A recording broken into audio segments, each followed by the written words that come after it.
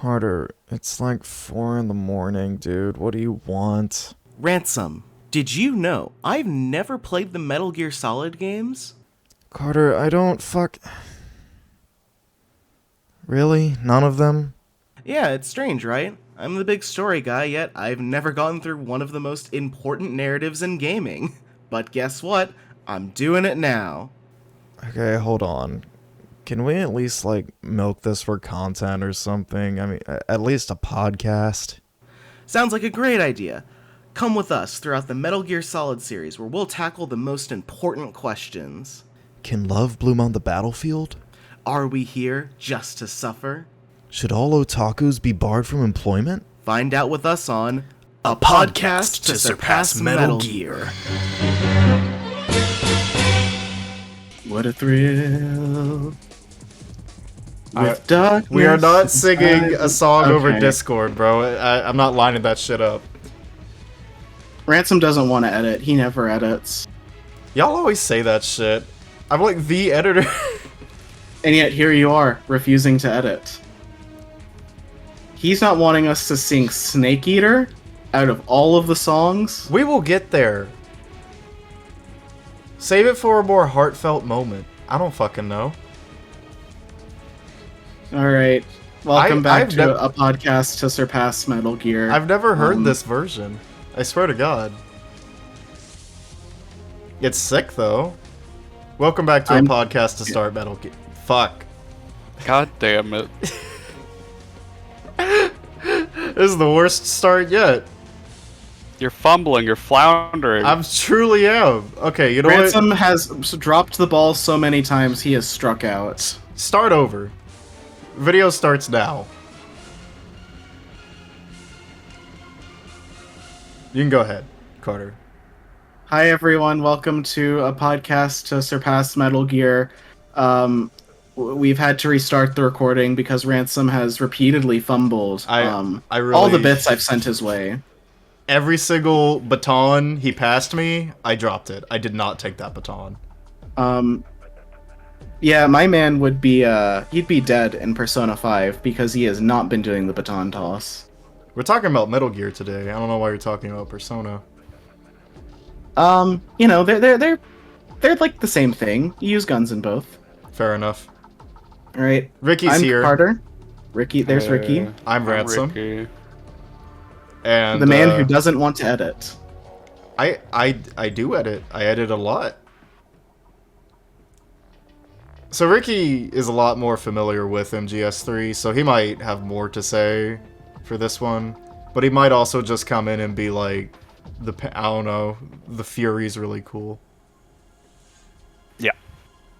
That's up to Accurate. him. That's up to you, Ricky. Yeah. But you know, the Fury is really cool. The Fury is he the bug guy or is he the knockoff vamp? The Fury is the cosmonaut, Yeah. right? He's the fire cosmonaut. Oh, okay, yeah, that's the Fury.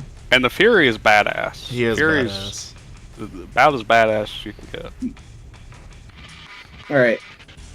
Yeah, I did like that fight. But let's go ahead and We should start probably at... we yeah. should probably start at a good spot, which would be Yeah. which would simply be, you don't play as Snake in this game. Yep. It is a prequel. This is the very beginning of the Metal Gear timeline, and you play as none other than the big boss, the legendary soldier. Also known as Naked Snake in this game. That's right. And you know what? It may be fine that our introduction to this podcast is, you know, maybe we've been fumbling a little bit. Maybe it hasn't been quite as engaging. You know, that's fine because MGS3 doesn't necessarily start off as strong as the others either. Because you gotta watch a ton of stock footage before you're allowed to touch the controller. Now, I think the Halo jump is badass, and Halo Jump's cool. I don't even have anything like political or introspective to say about the Halo jump. It's just badass. It's as simple as that. It's a very well choreographed cutscene. Very cool. But you're right. You do like. I want to show the first 40 minutes of this game like to my parents or something. Just to be like, look at all this political footage. Look at Kennedy. Look at him. And then more of that FMV is followed by very long codec calls. Yep. Which are not the most engaging. I will say I do like the little details you can get now, where if you scroll to the end of the pictures, you'll get the extra info on them. That's nice. Mm-hmm. Also, one thing about the Halo jump ransom. So as I've already told you, when this game starts up, it asks you which Metal Gear is your favorite or something. Uh-huh. And so I picked Metal Gear Solid 2. Oh no. Meaning that throughout, I was very confused throughout the first 15 minutes of this game, because Naked Snake was just wearing a Raiden mask for some reason. Yeah. And it looked really off. Yeah, if you were curious, the best answer is MGS3 because it gives you extra camo. Did you know that the 3DS remaster, or demake, of Snake Eater, they give you extra options there. You can choose MGS4 and Peace Walker as your favorites as well. I don't know what they do. I wonder if it's just more extra camo. Maybe. It does make me wonder what they're gonna do in Delta, because will they keep that? I'm sure they will, but also will you be able to choose MGS5 as your favorite? Because I want to pick that. I want to see what happens. MGS5 just remixes the game like a master quest, given how you have to do so much repetition in 5. Or Jack just comes out with a fucking horn. Like a devil horn. I guess we'll get there when we get there. Who is Jack? So That's Snake. right quick, you said you didn't know what they did. Mm-hmm. So the Snake Eater 3D offers you, I like Metal Gear Solid 4, I like Metal Gear Solid Peace Walker, as well as I like all Metal Gear games. And those award the DPM camo, the banana camo, or the grenade camo, respectively. Well, there you go. Thank you, Ricky. But once you get past all of the kind of codec calls, it is interesting that this game does something similar to MGS2, and it kind of feels like it's something that the series has just kind of done over and over now. Is it has that initial first mission that acts as an introduction to the game. Your tanker or the ship mission, your ground zeros. So I didn't know the game was structured that way. So it was kind of interesting to come into a Virtuous mission and be kind of they didn't play the song. I'm wondering when that's going to kick in. That kicks in when the real game comes on. Mm-hmm. Although I will say, not every Metal Gear does that. I don't think 1 does that, and 4 definitely doesn't. But it's still a thing that the series likes to do. Oh yeah, at points. It's done it at least thrice. Yeah. So how do you feel about your codec pals in this game? I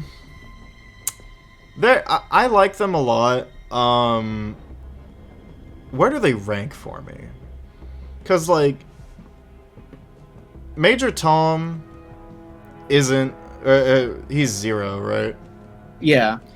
He ain't all that, I don't think. He's just kind of there. He gets, I would say, one really good moment, which is when he hears Snake say that he doesn't like James Bond. Yeah, and that's he good. He just goes ballistic on him. That's good. I wish he had more moments like that. What do you mean you don't like James Bond? He's so awesome and cool. Think you're too good for James Bond? The save lady talking... What's her name? Paramedic. Yeah, Paramedic. She's very funny because she just yaps about movies. She's just a Kojima self-insert. Yeah, she yaps about movies, and in return, Snake yaps to her about all the food, all of the animals that he eats across the game. Yeah, which I thought was funny. That's fun. You get a lot of good conversations there. Sigint he has a lot of funny stuff, if you didn't know. Like, he's the one who, like, questions your in-game actions the most, I suppose. Like, whenever you just take off all your camo, he's just like, Snake, why are you naked? It feels good to be naked. What? Like, there's a lot of stuff like that, or... Snake, why are you wearing that as camo? Are you talking about the crocodile head or the black face? I'm talking about the blackface. Yeah. That was... The fact that they even did it is, like, I can't believe they went through with that. It looks really bad, Oh, yeah. especially in cutscenes. The first cutscene with Eva, I had accidentally left that on, because I think it, like, worked well for the, like, factory area you're kind of sneaking into. Mhm. And so just that whole scene, everything in it, it's like, what, 10-15 minutes long, and Snake is just in the blackface the whole time. Yeah, that's rough. I had to watch the Fury die in blackface. Oh my god. It's fucking bad. Do you remember this, Ricky? The blackface? Yeah. I mean, yeah, but it's black face paint. I Yeah, mean, to be clear, it's not blackface trademark. Like, yeah, it's not. Yeah. he's literally just painted He's- his it's- face all yeah, the way it's- black. It's stealth, espionage, all that shit, and he's in the jungle, so Yeah. It still looks... In cutscenes, especially it's not a in good day- look for Snake. It's not a good Yeah. look. Well, luckily, this happens to Big Boss and not Snake, so we can denounce him a lot easier. Right. Yeah, you know. The only thing he Um, loves more than blackface is child soldiers. I can no longer say that Big Boss did nothing wrong, you know. We can excuse the child soldiers, but I think blackface is just my a step too far. I must say, by the way, Naked Snake, Big Boss, is a fucking idiot. His his ass has to get saved so often in this game. I love Naked Snake so much. He's He a is bumbling fucking idiot. It's great. such a doofus. Like, this is the Um, legendary soldier. Thank God Peace Walker came out, because that'd be really hard to believe otherwise. Oh, does he get, like, more credit in Peace Walker? Yeah, he doesn't have to get rescued as much in Peace Walker. I will say, though, the eye patch goes hard. I will give him that. The eye patch goes really hard. The eye patch does go hard. But that's a lot further. I was in... So, you know, you go through Virtuous Mission. You have, like, a nice little batch of tutorial areas, which are fun. And then you meet, I guess, this game's version of Ocelot. You know, no, this game's version... It's still happening. It's still happening. Are you Carter, still you have mixing a up? disease. Dog.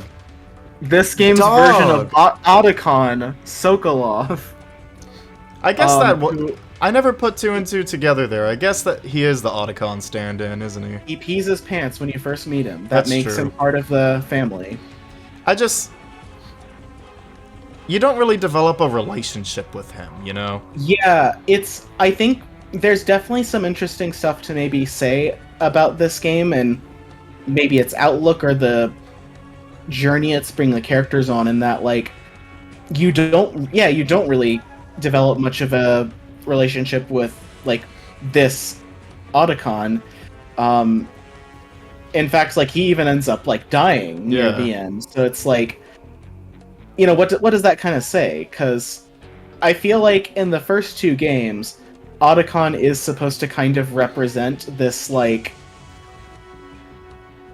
I don't know, like, someone who's managed to kind of hold on to, like, that, like, spark or innocence in this kind of, like, world at conflict where everyone is, like, just varying shades of bad. And, you know, Sokolov, he has a lot in common. I mean, I think he also has the, like, yeah, I'm not really wanting, I didn't think that, like, my invention would be used for this, you know? I think the way Big Boss develops relationships in this game says a lot about him, / the environment he was in. Because I guess the big difference between Big Boss and Solid Snake is Big Boss is like a true patriot until he's forced not to be at the end, you know? Yeah.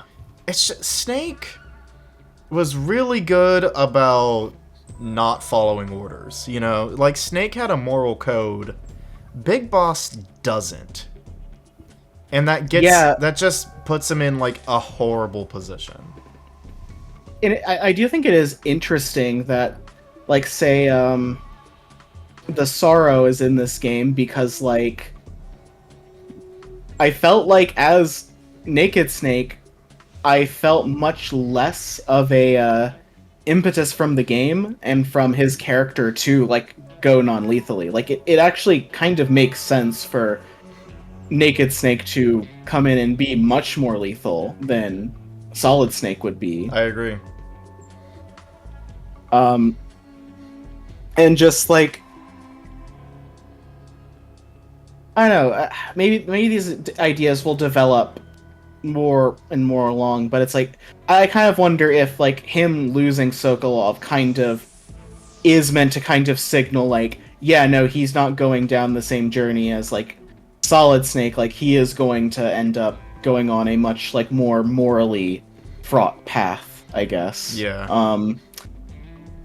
Okay, and then after meeting, you know, this game's Otacon, you then meet the best, who is now one of probably my second favorite character in the franchise, the biggest jobber of all time, young Ocelot. Revolver Ocelot in MGS3 is one of those lightning in a bottle moments for a character. Mm-hmm. Like, you cannot make a character funnier than Revolver Ocelot. You just can't do it. You also, even more difficult, can't balance a character being this fucking stupid while also being so badass. But Ransom, ocelots are proud creatures, and they prefer to hunt alone. Yes, Ransom, I died when he would do the, like, call. Like, what? It is... He had to have a conversation with his men at some point saying, hey, when I make this noise, I need y'all to come out. But that gun twirling cutscene, will it ever be surpassed? It's really, really good and made even funnier by the fact that he immediately proceeds to jam his gun. Yeah. Yes. Now, granted, he does do some cool trick shots first. He does. The first time you meet him, isn't he using, like, an automatic pistol? Yeah. Yes, he's using an automatic pistol incorrectly. So, right, the gun twirling comes after the gun jam. That he does the big gun twirl during the second encounter. Right, but he does some gun twirling. Yeah, a little bit. But just he loses because his gun jams, and the fact that like we are going to have so many examples of this by the time of the podcast ends, but like the moment Snake says like, hey, you're pretty good, and that's like a line that Ocelot says, I think, in like future games. Mm-hmm. And then the fact that Snake is the one who told him to use a revolver, I just started going, oh, it's real. Oh, it's real. Like this is canon. Ocelot's gay. Ocelot has a massive crush on Snake. Oh, it's always been true. It's like it is really fun to just see like that cutscene just rub off on Ocelot like so much throughout the franchise, and it's a fun moment. And then after that, you take Sokolov back to the helicopter point, and you get on the helicopter with him. You take him back, and that's the end of the game. Yep, successful mission. Mm-hmm. Success, virtuous mission. In fact, I'm glad the boss was there to help us out.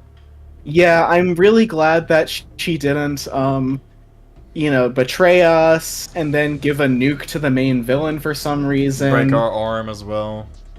throw us off a bridge, and then, almost cause like a gigantic war between the United States and Russia. That'd be unfortunate if that happened. Carter, I'm afraid I have some bad news. What was that, Ransom? I'm afraid I have some bad news. Yeah, what is it? That did happen. All of it. Snake even made a funny noise when his arm broke. He did. I will say, that moment where you get all of the Viper squad coming together, in that one shot, that was super cool. I really liked it. It's a good lineup of the bosses. Does 2 even get a lineup like that? I don't think it 2 does. doesn't.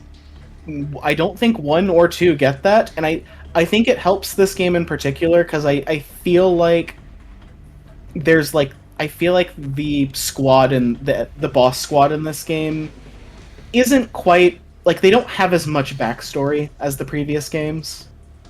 But they're very memorable. They are very memorable. Like the fights themselves, at least. Yeah, I don't know how I feel about some of them as characters. Like some of them just kind of feel very one and done. Yeah, no, I don't have a lot to say about the Pain, right? The bees guy. Yeah, the Pain. The Pain was kind of here's our like explosive boss, I guess. And then the Fear is the Fear is the worst one because he is just Vamp, and he's really not a good knockoff. Yeah, it felt like I was just doing that Vamp fight again, except without the cool, like, shooting the knives out of the air and stuff. It would be really funny if that just ended up actually being Vamp or something, since he's, like, an ageless vampire. I will give them this. The Fear has a really funny voice. The Fear! You know the Fear! It was really funny to listen to. But yeah, so after they all fly away and you are pushed down the river, you get a really, really interesting mechanic introduced. I want to know what you ultimately think of the healing mechanics in this game. I think the healing mechanic is actually pretty interesting. And I like it a lot more than the camo system, actually. Which we can...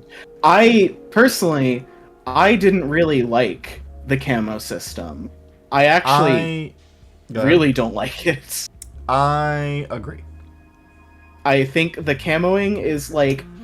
I wish that it was another button I could press that brings up, like, a menu you scroll through. Oh, like boy. Like your items and weapons. Oh, boy. Do I have good news for you about Delta? Are they gonna do that? Mm-hmm. They're doing exactly that. Good, because it is just so much menuing. Pausing the game to change camo every, like, room you're in, is like water temple levels. It's not even every room you're in, it's like every time you encounter a different enemy, because the like condition of the environment can change, like, multiple times throughout the room. So you're going to have to constantly be going into your camo menu to switch things out for like their optimal placement, and just it becomes such a drag. At some point, I just have to be like, I'm gonna put on Splitter, and unless I go in the negative, we're working with it. Yeah. Well, I mean, I eventually just got to the point where I put on like woodland or grass or something, and then I'll just swap to Splitter when I go inside. Luckily, though, there is something to really help with the stealth in this game. And it is the fact that finally melee mechanics work. Yes. And before we get to that, you did mention the recovery system. Oh yeah. I do think this is a really cool like addition to the formula, because the previous game had like, if you get shot a bunch, you'll leave a blood trail. And I'm okay with the menuing with your injuries, because like it's a punishment. Like it only happens when you get hit. Yes. It only happens when you get hit like bad. Like you can take some gunshots and still not have to like go and like heal yourself. And I like that it also affects your stamina. And I like that different wounds have different ways you have to like heal them up. It does interesting things as well for like when you are in like say the ends fight and he actually like hits you with like the sleeping bullets. And you have to manually take them out. Which is a really fun reversal given that like you start the game mostly using the tranquilizers. And also I also really like how later on they have they kind of redo the whole like bomb puzzle from MGS1 by instead having a tracker put in you that you have to like take out. Which that was a really fun. I love when they do stuff like that. Did you know that if you spin Snake around a lot in that menu, when you get out of the menu, he throws up? Oh, that's fantastic. You know what's even better? What? If you're poisoned at that time, you become unpoisoned because you throw up the poison. That's a really fun. See, That's one of those once Kojima-isms, you know? I really love how these games are like little playgrounds for your like mechanics. Like it really feels like you just can, even though it's a linear game where there's not much like going outside the bounds of where you're intended to go, like it still lets you experiment and have fun with these encounters, and like Oh yeah. you're more often not like awarded for trying new things, which I really liked. I agree. And yeah, the CQC. It works now. It's there, and you can actually knock people out with it by flipping them over, and it feels like Metal Gear. It feels like a Metal Gear game.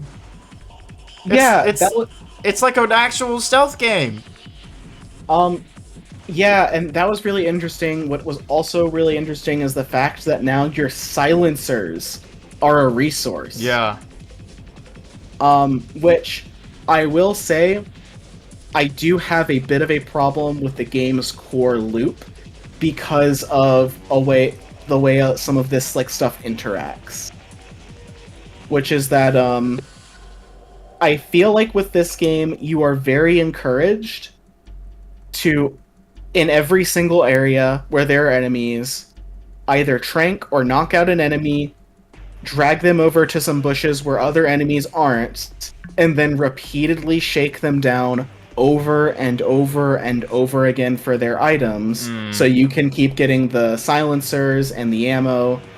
And I never had to worry about silencers because of that. Like, I never found myself running out, but it is also, it's like, it feels like the optimal way to play this game is a bit, I don't know, repetitive or boring, or like just, it feels like, okay, I'm just gonna come in here and do this with every enemy, and that's gonna be it. I'm afraid on my last playthrough of the game, I just really embraced the big bossness of it. And I was like, let's just do the opposite of a killless run. I'm just gonna, if it conveniences me, I'm just killing them, right?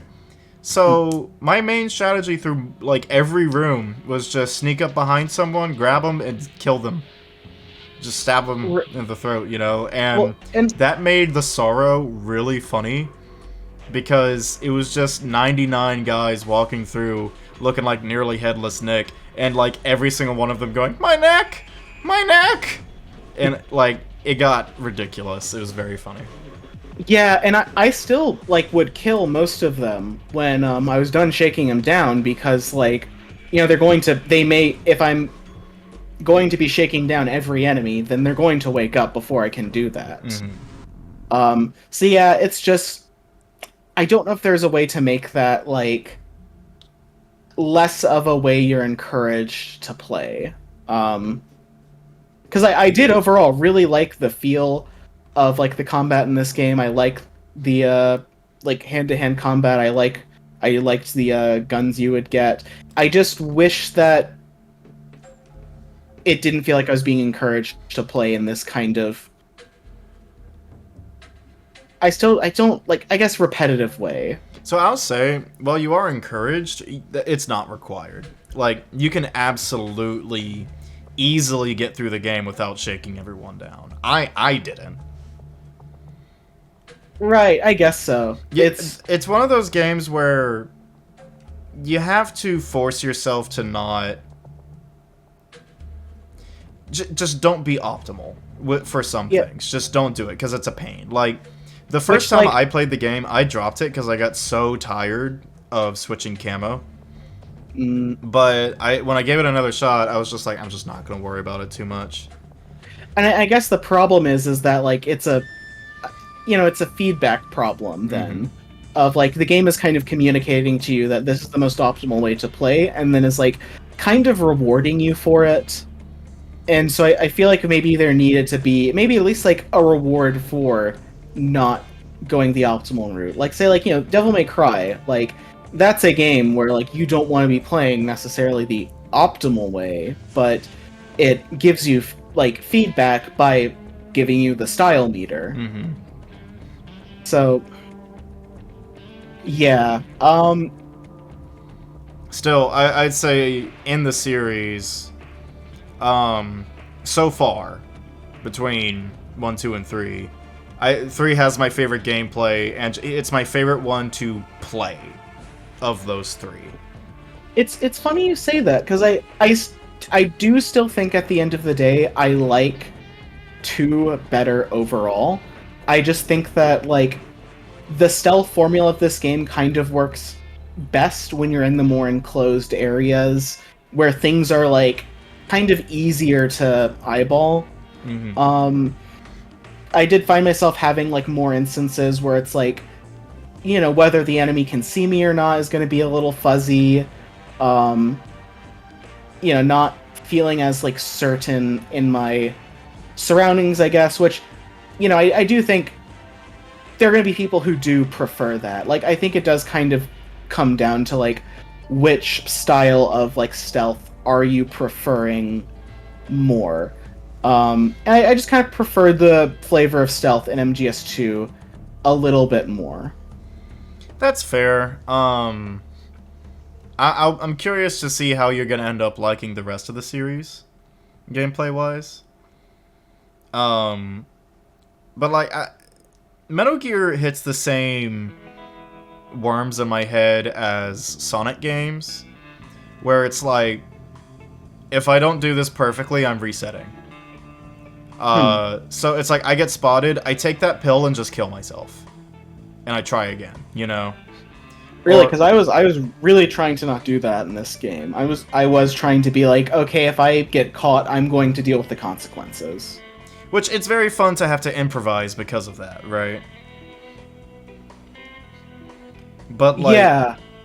I don't know, it's fun for me too, just trying to go over and over again, perfecting a room. Just like with a Sonic level, like Sonic Generations, sorry, I've been playing the re-release. And it's just like, oh, anytime I fuck up, I just restart and try and get a perfect run, because it's satisfying to get that perfect run, Yeah, I can definitely understand that. I mean, the game does have the whole, like, ranking system. And so I do have to say, I do really like the character designs in this game. Volgan has a pretty cool design.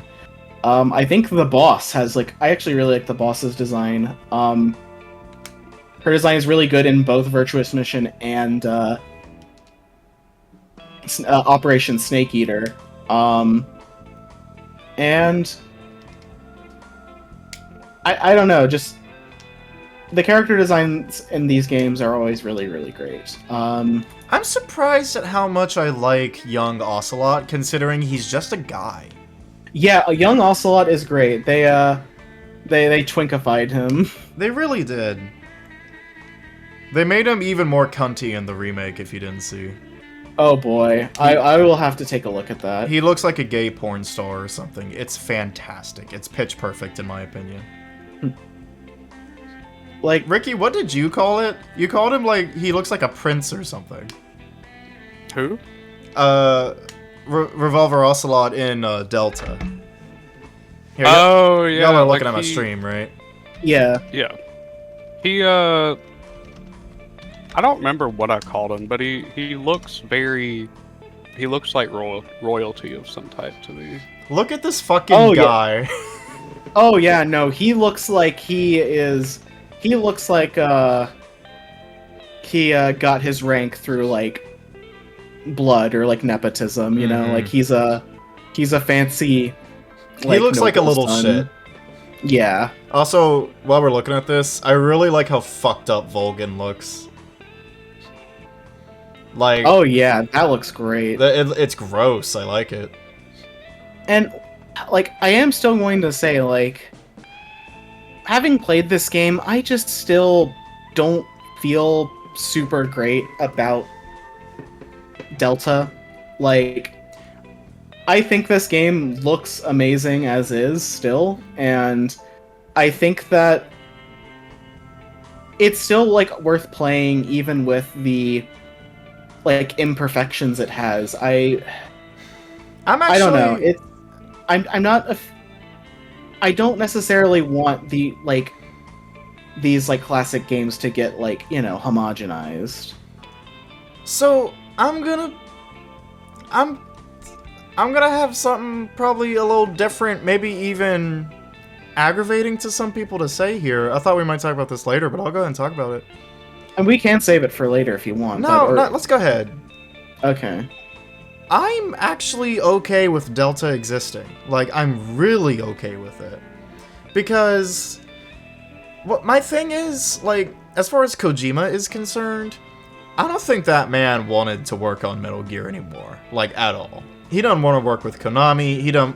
He's been done for multiple games now. He's out here doing what he wants to be doing, which is partying with celebrities and scanning people's feet, you know? Like, Kojima is not worse for wear. And it's just, I don't know, man, it's something. Hopefully this results in, like, maybe even a new game or something. I don't know, but my actual selfish reason for wanting this is I think MGS3 is the best paced Metal Gear of them all. Like, better than 4, better than 5, better than all that, right? But 5 just has such superior gameplay in every way that I'm like, damn, if only 5 had, like, a good pacing or story or anything good about it other than gameplay. It has a lot of good to it. We'll get there. We will get there. I guess But it's the just, fact that I would just rather they use these resources on a new game I rather get than that. I do. But I'm also just like, if they do this right, this will be my favorite Metal Gear. Like, just full stop. If they put the mechanics I like from 5 into this really well-paced story, sorry, man, like, I know this isn't very artist of me to say, but, like, that's gonna be the Metal Gear I go back to more than any other one. That's just the way it is. Like, I cannot impart to you how much I mean this, Carter. Every Metal Gear plays so much better than the last one. 4 is gonna blow your mind, and 5 is gonna blow your fucking dick off. There is no better feeling stealth game than Metal Gear Solid 5. And if they can reach that same level and put it in this way better game, I'm sorry, man, that's just gonna be the Metal Gear for me.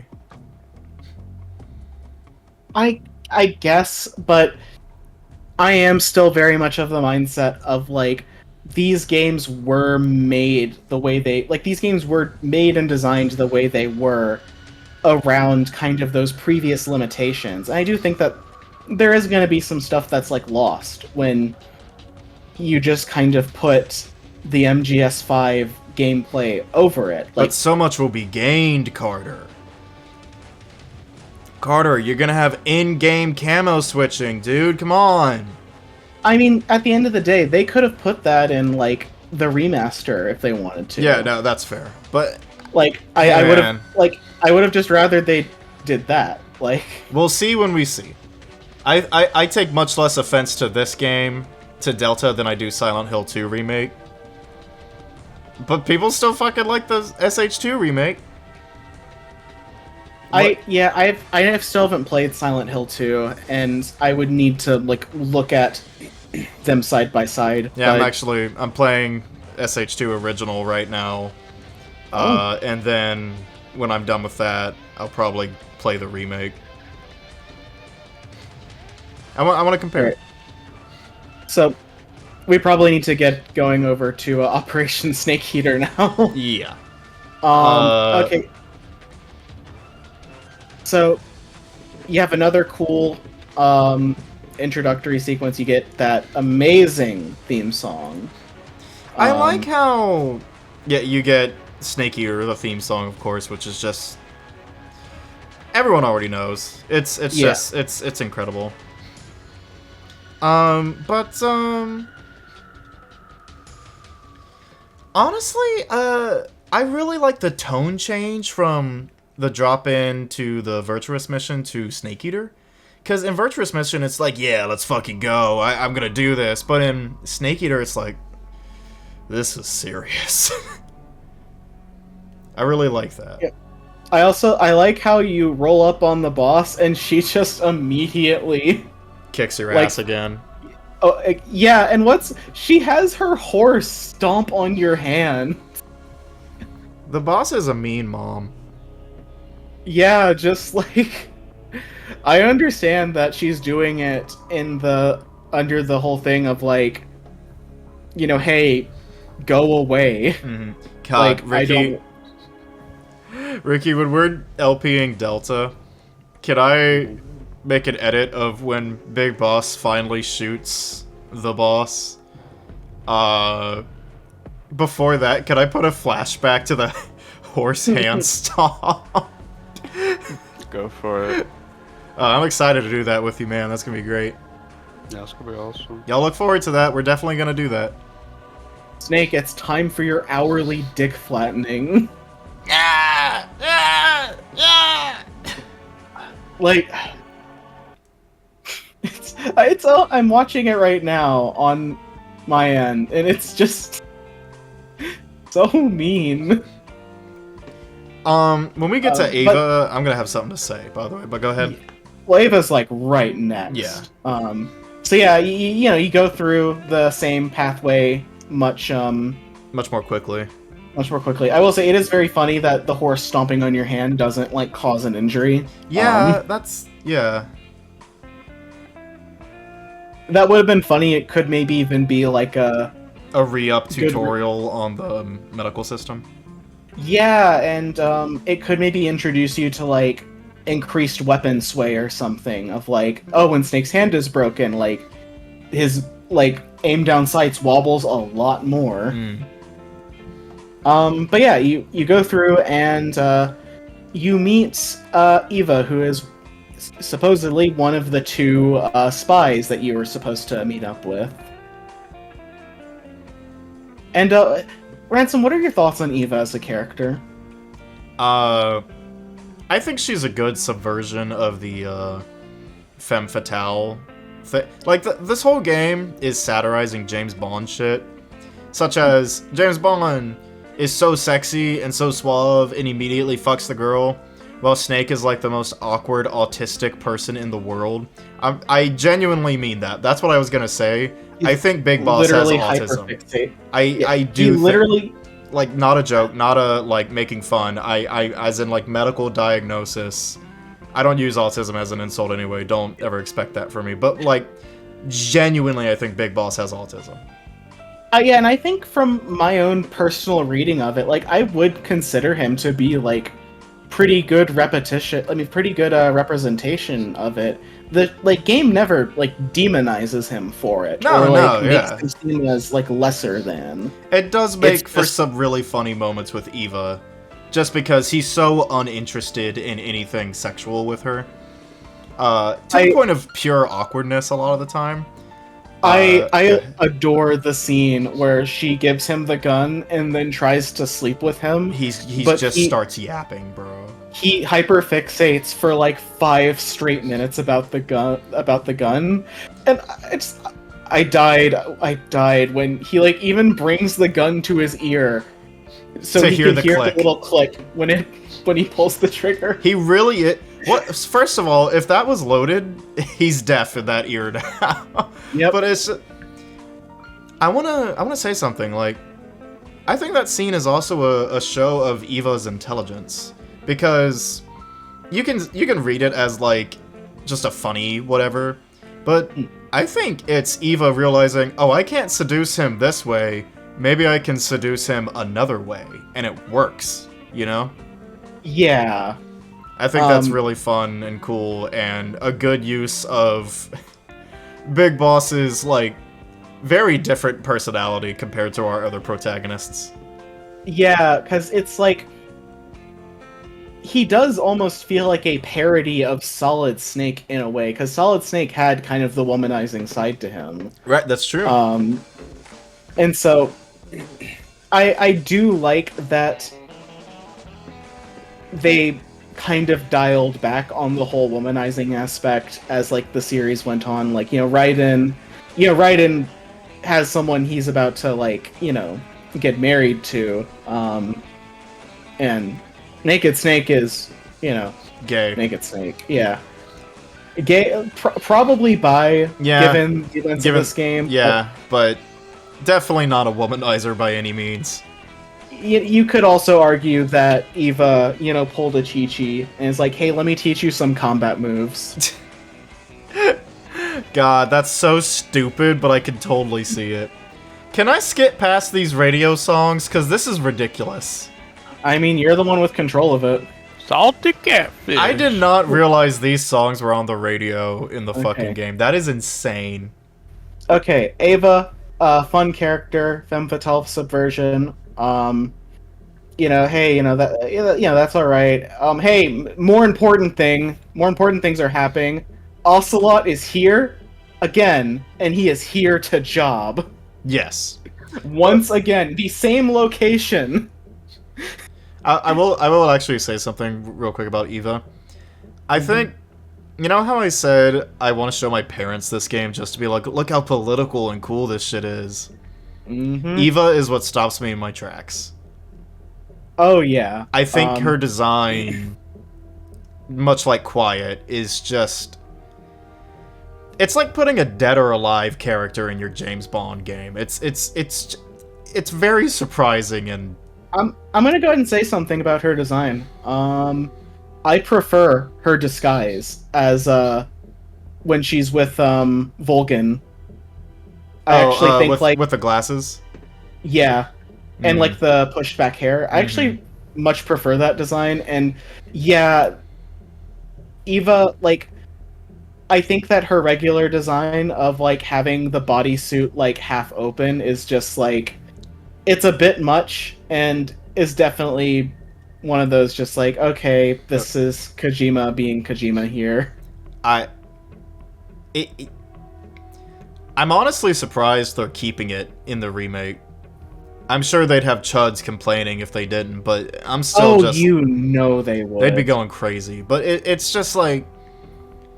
I feel like the Dead or Alive players, man. I'm like, dude, I don't want to be seen competing in this game. Yeah, because it's like, this definitely feels like a step over, say, like, what's her name in 3? The Fortune. You mean 2?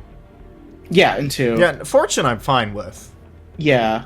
Especially because she is invincible, so she can dress however she wants, so of course she looks awesome. Whereas instead we have Eva in this game, like, going through combat situations, like, basically half naked, and it's like... To be clear, I would be fine if she would go back and forth, like, zips it down trying to seduce Snake. That's fine.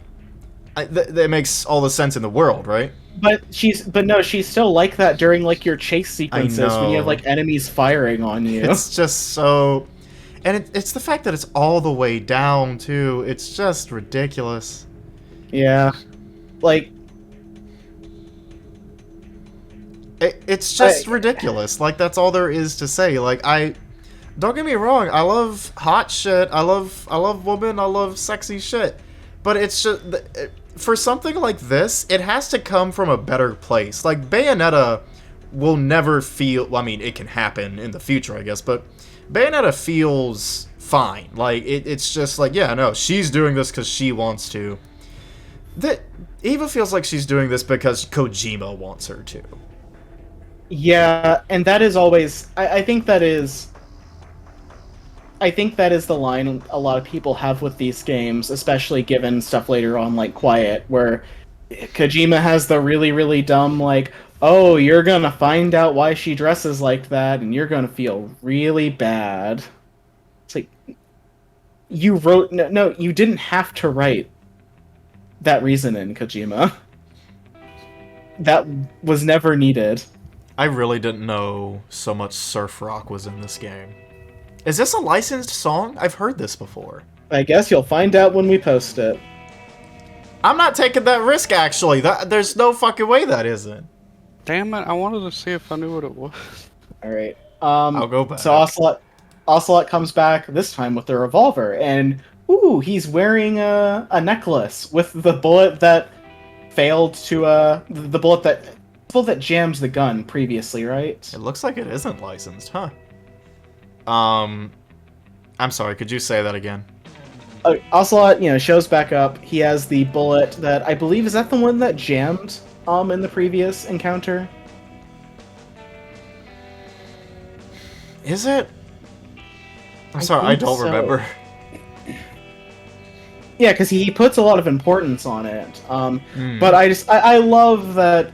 I love that I got to see Ocelot job twice in one sit down. Like, oh yeah, it's back to back. It's like within an hour, an hour of each other. Just Ocelot really is the highlight of this game. How do you feel about the swamp section? How do I feel about the swamp section? I like the swamp. There's only one section I don't like of this game, honestly. Which one? We'll get there. Okay. But no, the swamp's fine. Honestly, I don't even really think about it. It's good. Mm-hmm. Lots of claymores. You have to yeah, it's funny. See. Yeah, the claymore stuff is really funny. I didn't expect it to be this early, and so I just walked straight into it. Oh yeah. And yeah, and hey Ransom, guess what? What? Ocelot's back already. But this time for real. This time totally for real. He is totally gonna get Snake this time. Snake shoots a fucking beehive at him. Did you end up doing that? I did. No fair. You can skip this song now. Okay. If you want. I think it's just steel guitar. Yeah. Like, it's not a song you've heard before. Right. It's just that. It is a nice callback to the first boss in MGS2. We're kind of like peeking around cover and stuff. I end up really liking this fight. Yeah, it's a good fight. It's not my favorite, but it's really good. And oh my god, what is it? Is it the fear? Is it the pain or the fury? The pain. The pain is the one with the hornets. I love the fact that when the hornets are swarming everyone, Ocelot, he kills the bugs around him by twirling his guns. I forgot about that detail. Thanks for reminding me. That shit's awesome. It is. I also forgot about that detail, but that is the coolest fucking shit I've ever seen in my life. So stupid. I love it. They give Ocelot so much work while simultaneously giving him so much shit. Mm-hmm. But I mean, he wouldn't be Ocelot if he didn't job every now and then. Yeah. Also, mind you, the last thing he remember, the last two games ended with him running away. Yeah. Oh boy, I can't wait for 4. Oh man. But yeah, also during the fight where he just has those really obvious lines like, "Oh, the sensation reloading in the middle of the battle. Oh, this is thrilling." And it's just like, okay, yeah, I played MGS1. Thank you. Mm-hmm. It's just funny. I like it though. I like when you get to get the origin of these lines. Yeah. You fucking... Even if it is like technically a retcon, it does it in a way that Yeah. is fun, you know. It pulls you out of the game just so he could yap about how much he loves reloading. Mm-hmm. It's a cutscene. But yeah, is it immediately after Ocelot where you fall in the cave and it's dark? Yeah, because you fall in the cave because of the hornets. Right. Hey, so that's my least favorite part of the game, and I will forever hate it. Yeah, it's just it's a maze, you know. You know, viewers of the channel might be surprised by this, but I'm not the most directionally sound, believe it or not. Believe it or not. And Really? I know that's a real surprise for everyone. No. I know that there's no evidence of that on the channel whatsoever. Nobody saw this coming. He totally when he's driving me to go get like lunch or dinner, he totally doesn't make the exact wrong turn every single time. That's just because you like to take a weird path. Fuck you. But yeah, boy howdy, being in that dark ass cave with limited light usage. Hey man, Ransom. Did you know that if you eat radioactive mushrooms, they actually replenish your battery? That's how it works in real life. Yeah. I don't know if you're being for real or not, because if you are, that's really stupid. Wait, did you not know this? Are there... I'm not Okay. entertaining this. No, so not only... So you eat the radioactive mushroom, it recharges your battery, and then if you get on the codec and call like the colonel and paramedic, Snake tells them this. He's like, "Yo, guys, did you realize that eating like radioactive stuff can like replenish my battery?" And they're just like, "Snake, what are you talking about?" That's incredible. I never knew that. I think they bring in like Sigint, and he's like, "Hey, just like let him have this. Like, you know, it probably will improve his morale to just let him believe this." My canon explanation is that he ate like psilocybin mushrooms and is just high off his fucking gourd and just thinks that his batteries got recharged. But he's actually just fucked up. I think like Naked Snake is just like a Warhammer orc, where like the laws of physics just like bend around their imagination. Like, if you don't know, in Warhammer, everything the orcs have is like their vehicles are painted red because red makes things go faster. And it actually works. So that's what I think is going on here. Well, alrighty then. Let's see. Oh yeah, also, speaking about food, I love that the game just gives you calorie mates. That this is like an branding thing with the game. Ransom, can you flash the calorie mate ad up in the video? The old, or is there an old one? I know there's a new one. The MGS3 one? I know what you're talking about. Yes, okay, I could do that. Okay. I'm taking a note of where we are in the video. Okay. Because that's a real ad. It's hilarious. But yeah, it's funny to even see that even the branding stuff wasn't it didn't start with like Death Stranding. and the No, it monsters. sure didn't. Also, they got a deal with Calorie Mate again for Delta, if you didn't know. Which is great. I'm glad they did That's that. real. That's real preservation right there. Now, I gotta say, after the long dark, which one very Kojima detail, just like the melting ice. The rooms get more and more visible because Snake's eyes adjust to the dark. that's interesting. I was just like, oh, hey, this is a lot less dark than I thought it would be. You can also light the way with a cigarette. Yeah, that is what I did. I didn't use a single torch. I just used the cigarette. Anyway. Right after that, alright. immediately into a boss fight with with the pain, which like the pace. That's where the pacing started to be like, whoa, we're going fast. Yeah, and with the pain, I kind of got reminded of Fat Man.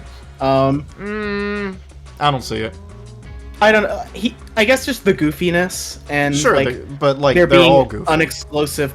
There is like an explosive component to the fight. I just hop between the rocks and like chuck shit at him and then shoot him. You know, like it's a good enough fight. There's nothing wrong with it. I like that. You know, you have a lot of options for getting away from the bees. I guess you can like dive in the lake. You Yeah. can do a smoke grenade. It's really cool. I'll say it wouldn't be nearly as memorable if it wasn't a boss fight who uses bees, you know? Yeah. Mechanically, it's good, but it's nothing, like, groundbreaking. Same with the Fury. Right. No, sorry, the Fear. But every boss after that is where it starts to become like, oh, this is why people love this game. Yeah, because it is interesting, because more than the other games, like, I would always, as a kid, see the bosses in this game, like, in, you know, like, your Game Informer, like, top 10 video game bosses of all time, you know? Which, for some of them, goddamn, fair. I can't argue with it. Really, really good. But we'll get there. So what happens after the pain? Well, he blows up. He just explodes. As he should. Yeah. That's and then like a Mario boss. Yeah, and then next did you kind of go through the like river where the little hovering enemies are. Which that was interesting. I wanted to see it if I tranked one, if they would just die and crash, and they did. That was funny. That's fun. And it is cool that they like have you doing stealth in this like new context. And you get some more scenes with the secondary cast with, you know, Volgin and Sokolov and Ocelot, and you get to spot the end. Let's I know what you're talking about now. Let's talk about Volgin for a minute, because we haven't yet. Yeah. What a fun villain. He is a really good villain with a big presence. He's just... You don't get a lot of that in Metal Gear. But he's just a villain to be a villain, you know? This motherfucker's evil. Deal with it. Yeah. He is, like, comically evil. A, like, terrible person. Yeah. Kuwabara, Kuwabara. You know, funny thing about Volgin, I think the very first thing I ever learned about this game, when you were kids, I think you told me a couple of times about the scene in which Volgin figures out your disguise by groping you. Yep. He knew Rykov's junk so well that he could tell it wasn't him just by a quick grasp. Which, a lot of characters in our games getting groped. Because that happened to Raiden in the previous one. Kojima just... I don't know, bro. Yeah, well... Who knows? Maybe we'll figure out, you know, later on. But I do find it funny that they have the end, his, like, health bar pops up for a little bit here, and it makes me wonder, like, if you have, like, the weapons, can you just kill him then and there? Absolutely. Okay, that is great. That really sucks, given that the end is, like, the end and the sorrow seem like they actually could be, like, not great people, but, like, alright. Like, they don't seem necessarily as evil as the rest. I agree. And so, because I know with the end, like, people say, like, people genuinely feel bad if they, like, take an exploit to beat him, because he just wants that honorable last hunt. Oh, yeah. That is sad. Just you know, if you do the thing where you let him die by letting the PlayStation be waiting a week, right? Mm-hmm. You get a call from your crew, and they're all like, "Damn, Snake, you really deprived this man of a final battle, huh? It's kind of shitty." What does Snake like? Does he have anything to say about that? I don't remember. Because like it would feel out of character for Naked Snake as well. That's true. Yeah, he is in it for the love of the game. Mm-hmm. Let's so see. you go in next, the facility, and that's a good little stealth section. Yep. I actually, and this is kind of the part where I did really realize, like, maybe I am kind of at a point where I can say I've enjoyed MGS2 a bit more, because you have this, like, interesting indoor segment, like a totally indoor segment, and I was finding it really interesting and fun, and I liked that you got to have a little disguise, to put on as well. Oh, also on the way, something I forgot to mention, throughout the game, there are, like, supply depots that you can actually blow up. And if you, like, blow up a food depot, the enemies will be hungry and constantly talk about how hungry they are. And if you blow up their weapons, apparently they, like, run out of ammo really quickly. Which, like, that's a really cool detail. That is cool. I don't think I was aware of that. You weren't aware of that? Because they tell you in the codec calls. I'm trying to remember engaging with that, but I don't know. Yeah, I generally wouldn't, but I usually wouldn't bother with the ammo ones, because I felt like when I did, it didn't really make much of a difference. But the food ones are really funny because they'll just be saying it like every 10 seconds. So hungry. Oh, I want food. And it is really useful for it is really useful for, like, the wilderness settings, because, like, your viewpoint may be blocked a little bit, or you might not realize someone's there. Mm-hmm. So that really helps. Also, another fun Easter egg. I trapped some poison tree frogs. Oh yeah, the shit you can do with some of the animals is great. I trapped a poison tree frog or two, and I'd blown up a food depot, and I was like, "Huh, you're hungry, huh?" And so I threw out the tree frog. The enemy immediately came over and ate it, and died. That's awesome. Man, what a game. What a fucking video game. That's so sick. It'll stun them. Like, they'll just throw up and be stunned if the food is bad. Mm-hmm.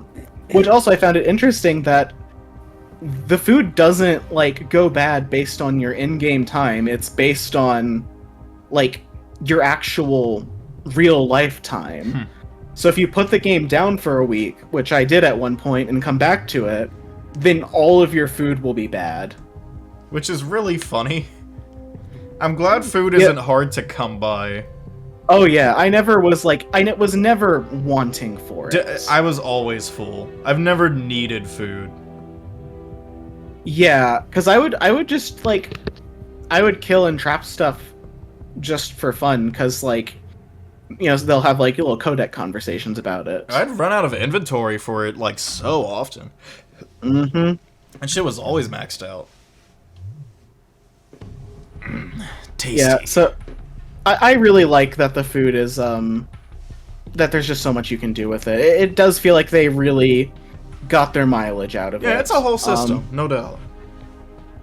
Yeah, and I really liked this whole, disguise sequence. Let's see. This is the one where you're just a scientist. Okay. It is funny that you do have to stealth at some point, because you have to go through all of the scientists who would recognize you, which is a great detail. Yep, I really like that. Or recognize that they don't recognize you. Yeah, and then you Snake talk in the glasses too is so funny. Yeah, I do like the cigarette spray thing you get. It makes that segment a lot easier. Or the wipe. Yeah. Which the animation he does for that is so funny. Mm-hmm. and then you come and talk to some guy. That character really just doesn't go anywhere, does he? Yeah, and I will also He's say drunk this off is, his ass. I do have to say I don't care as much about the politicking in this game. Really? I don't know. It's like I get that it's doing the whole kind of critiques with the US and the Cold War and stuff, but I just didn't find it quite as like interesting. I don't know, I do think it is kind of interesting that like the guy you come in and talk to is just like, you know, kind of willing to go and like betray everyone. Like, you have a lot of people kind of switching sides throughout this game. It's just like, I don't know, I don't really have as much of a big idea, I guess, on like what this game is trying to say as much. Like, I don't know, I guess you could even say like I may be kind of be in the same mindset of like, you know, Big Boss at the end of like, you know, this is just all of this like politicking and just kind of trading lives around, and you know, what is it all for? You know, like what is the purpose of all of this in the end, you know? Mm-hmm. I think that is the theme of the story. Yeah, because it's like, I mean, you know, this whole game, the plot literally revolves around like a MacGuffin, a literal MacGuffin. Oh yeah. With the Philosopher's Legacy, and it ends up just being money. And so it's just like all of this life that's ended, this is literally like just for money at the end of the day. Like, I don't know, I think the pointlessness really, it is the point, because the main goal of this game is to justify Big Boss becoming the way he is. Yeah, him becoming alienated from, you know, the thing that had previously like given him purpose. Right. I do like that. It is funny that the Metal Gears were originally like kind of themselves I don't know, almost like a parallel with like the Space Race or something, and like just, you know, trying to repeatedly like one up the previous invention, because, you know, they're like originally they're like, oh hey, let's put it on tank treads, and then, you know, the other scientist is like, oh well, I'm gonna put legs on this thing so it can go really anywhere. You know, maybe that's a little like jab at, I guess, the way technology in that age was constantly advancing because of like, you know, competing military technologies. Because it is interesting when you think about like a lot of the, you know, a lot of stuff we have today was originally like military technology. Or like phones, computers, and like just a lot of that stuff was like, I mean, even space itself, like the space race itself was basically two imperial powers, you know, trying to like compete against each other. So yeah, I guess I just have a little more trouble breaking this one down. And maybe it's just because I didn't have as emotional of a connection to the characters in this game, and they didn't really like leave much of an as much of an impression on me. Like, even with I think his name was Stillman in MGS2, it's like, even with Stillman I can kind of be like, oh hey, this is another extension of the kind of themes of like self-deception and like the kind of ways that people will sometimes like lie to others and themselves to arrive to like an easier truth. Whereas like, go ahead. I don't know if I quite got that. I didn't get quite that level of engagement from everything in this game. Well, You know, I just don't think you will. MGS2 was Kojima's, like, magnum opus for political commentary. This game is much more concerned with, like, hey, but James Bond. Like, Yeah, which I guess so. I guess it's a lot more character focused, because at the end of the day, Snake Eater is about Big Boss. It is about setting up for stuff in both MGS 1 and 2 and 4. Yeah, It's that's fair. Okay, I'll put it this way. You know how at the end of the 1 podcast we were like, I just don't feel like we have the full message yet, and then at the end of 2 we were like, we have the full message. Yeah. 3 and 4 are kind of the same way, just not as elegant. And I guess it does kind of make sense since, like, this game, 2 was... Kojima did kind of envision the series ending with 2. Mm-hmm. And this game, I believe, what started off as something different. Like, it started off as a new project that then got retrofitted. I don't think so. I I don't think that's true. I had heard that, but I could be wrong on that. Like, and who knows, it could have been, like, very, very early in development, like, before any of the actual work had been done, maybe. I think a lot with this game, like, a big motivation behind it was, like, okay, well, apparently people got really pissed off at MGS2, so let's just give them what they want.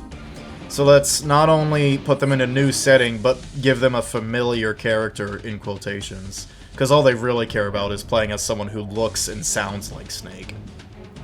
Yeah, and it is... I'm looking at... I'm watching the, like, long play as we go through this and clicking around and stuff just to give myself a little refreshers, because it has been a few weeks since I finished the game.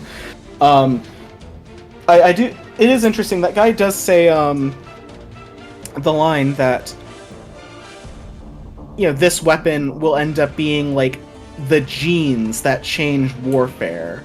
Which, that might be saying something interesting, and I mean, it absolutely is, like, the gene that starts the Metal Gear franchise of... the series does deal with the fact that we just have, in our world, weapons of mass destruction that are just... going around and could just end everything as we know it, like, before we would even have the time to realize it. Mm-hmm. And it's just like 1, where the theme of the game is just a lot simpler. Theme of 1, genes. Okay, yeah, your genes don't make you who you are. Yeah, got it. MGS2, memes. Okay, so that's a lot more to chew on. That's a lot more to think about. This one is scene. That's quote from Kojima. But to put it more simply, scene. To put it more directly, it's, as the boss puts it, it's about the times.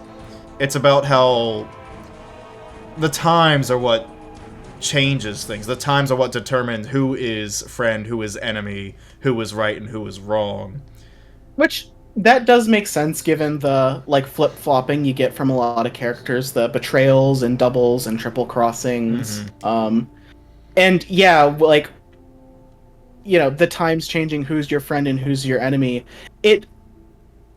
I wonder if that whole idea is, what kind of alienates, like, Naked Snake at the end. I think that is the point, that, is, like,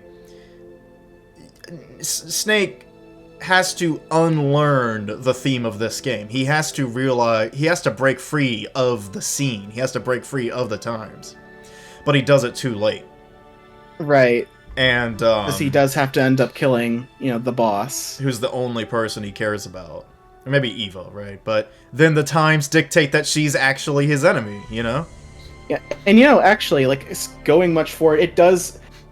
I'll have some things I don't necessarily like about the scene that I'll say later, but it is really interesting then that after he learns that lesson, after he kills the boss, immediately what happens after that is someone else two instances really of two people choosing to not be his enemy. Ocelot coming in and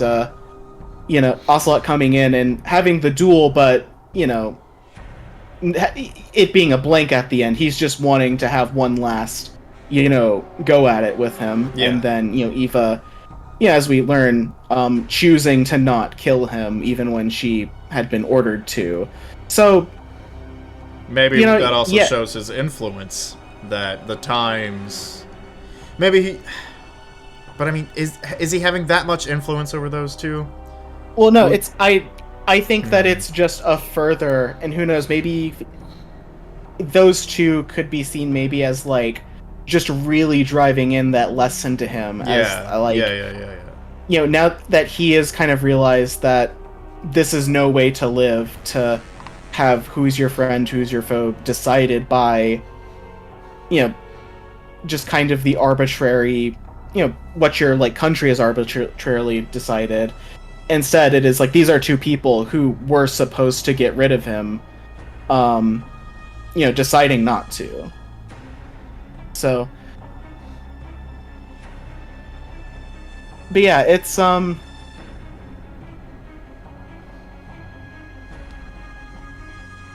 still just thinking about it, because I still just, my thoughts still just feel super tangled around this, given that I'm much more equipped to. I felt like I was much more equipped to talk about the information stuff in 2. Well, it's a lot more heavy-handed in 2, but also there's just more to talk about there. I mean, 3, like I said, it is much more of like a Casey game where you don't have to really think about it that much if you don't want to. Like, there's stuff to think about, but you can just watch this as a spy thriller. You can, and like honestly, I don't think that's like a bad thing to do. Like, I don't think that's like, if you're not thinking deeper about MGS2, I think you're missing enough to the point where you're doing yourself a disservice. But 3, it's like, if you just play 3 and you're like, fuck yeah, this shit's awesome, like, why not with that one, there's just, and you'll probably get the message at the end too, which is just, hey man, don't let your government tell you what to do. You have to create your own context. Yeah. And I guess, you could see, and it does really feel like this game is almost a dark reflection. Like I said with the Otacon stuff. With that. Otacon dies, and this is kind of the tragedy of someone who didn't learn to make their own context until it was too late. And knowing the plot twist, and it also is interesting later on of knowing the plot twist of 5 of it'll be interesting. I don't know if we'll get to see the moment where Big Boss kind of makes that step towards I'm going to decide, I am now going to decide and overwrite other people's contexts now. Yeah, we'll get there. I won't answer that question. But that's not this game. This game is very much a tragedy, which, it is, and it is an interesting change of pace, given that 1 and 2 end very hopeful. It is 2 ends surprisingly hopeful for despite the situation. Despite the fact that you lost, the villains won. They got exactly what they wanted. Mm-hmm. I think the credits theme reflects that. What's it called? It's called Way to Fall. That song during the credits, it's the best credits theme of the franchise. Sorry, I love 2s, I do, but holy fuck. Yeah, Way to Fall is just it's perfect for that ending. It's completely sad, and the lyrics themselves are very reflective of Big Boss and the boss. Fuck it. I'll read you some key lyrics.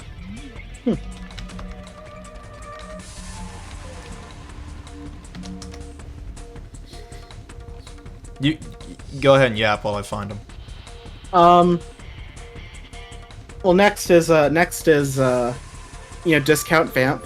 I like that in this. They even in this game tell you to go into first person mode, just like with the vamp fight in the second game. So you can see him be invisible. It's he's just vamp. That's all I can really say. Like, it's a fun enough fight. I do prefer the 1 and 2.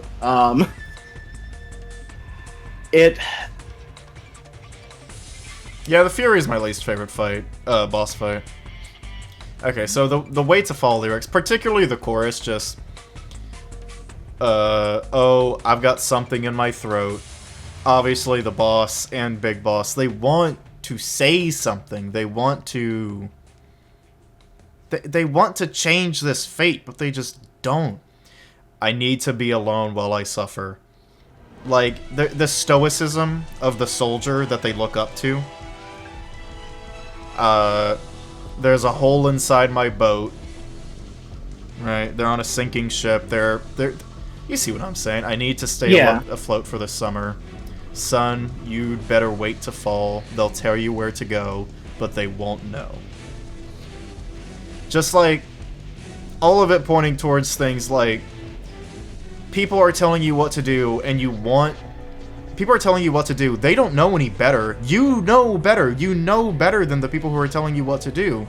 This is really, like, this is honestly the theme song of Big Boss as Snake knew him, right? Like, just wanting soldiers to live their own life, to be able to fight for causes they believe in and not just be told what to do and stuff. And it's the story of, like, a lot of real life soldiers, you know? Like, all these people in their offices telling these poor men to just go and die for big oil and stuff, right? Big Boss does learn that that's no good, that's an essentially evil thing that's happening, but he takes the wrong lesson away as to what to do about it, while Solid Snake takes the right lesson. And I do find it interesting. I do wonder if there have been people who've, like, served in the military who've, like, kind of resonated with this aspect of the game. Because obviously, like, there are lots of people who, you know, go through the military and get super disillusioned by it. Mm-hmm. But it's just, you know, it's not something that I necessarily have, like, the experience or the perspective to speak on. But yeah, it's... I do feel like there is a lot that people can kind of take from it still today, and that, like, you know, a lot of this series is kind of dealing with, like, growing up and realizing that, like, your home country isn't, you know, the good guy you thought it was. Which... I don't know, it is something that a lot of people just seem not to be able to handle, I guess. There's one scene where Snake is talking to Eva, and she's telling him about how she, like, left her country to fight for another because she learned the truth, because she opened her eyes, and Snake just cannot comprehend that. He's, like, flabbergasted. And it really just shows the ignorance and the damn near brainwashing he had gone through, you know? Like, he has to learn the truly hard way, the thing that Ava knew the entire time. Mm-hmm. Yeah. It is really interesting. 'Cause, like... Yeah, maybe this thought will more complete as, like, we kind of run through the rest of the game. But now we need to... So, yeah, we just had what you said is your least favorite boss fight. But right after... It's not bad, to be clear. There's not a bad boss in the game. Yeah, I didn't dislike any of these. But right after this, we have what is probably the best fight in the game, and what many people consider to be one of the best boss fights of all time, the end. God, is he really Oh man. He's the halfway point. So the end is yeah, that's on those top 10 lists, huh? Mm-hmm. I want to know. It deserves its place. How did you go about defeating the end? I can take you through it. My kind of run through is, I snuck around. For the first several ones, I would, hit the ground, stealth around, and use like my binoculars. I used the directional microphone, and it's funny, the way I actually got him the first few times, we actually found out where he was through the glint in his scope, which you get if you go first person. And so I would get the glint in his scope, and I would try and get myself away from his kind of direct line of sight, and then like snipe him from there. And then I ended up, I think, missing once, or he saw me too quick, and I wasn't able to get him, and he ran away. And I was still looking for him, still trying to search for him, until I started hearing footsteps. And I was, like, swinging my sight around a bunch, didn't know where he was trying to figure out exactly where he's coming from, until he walks right up behind me, and just gets me in the back. That was such a fun... The fact that he can stealth you. Yeah, I love that he can stealth you. That was so cool. And then I think I did get him with the, I did get him through sound the last few times with the heartbeat monitor, with the directional microphone, and just like hearing him as he, like while sneaking around, because he gives himself away sometimes. Like, he'll like fall asleep and start snoring, which is really funny. But yeah, it's, I just took it slow and steady, and had a really good time just having this cool stealth battle. I must say, the feeling of managing to sneak up behind him and blasting him in the back with a shotgun is incredible. Like, that's some real gamer skill you feel right there. You're like, oh, I just fucking nailed that. Holy shit. Like, I remember seeing Darkside Phil, a compilation of him playing the game, which, if you want to have a rough time, go watch that compilation.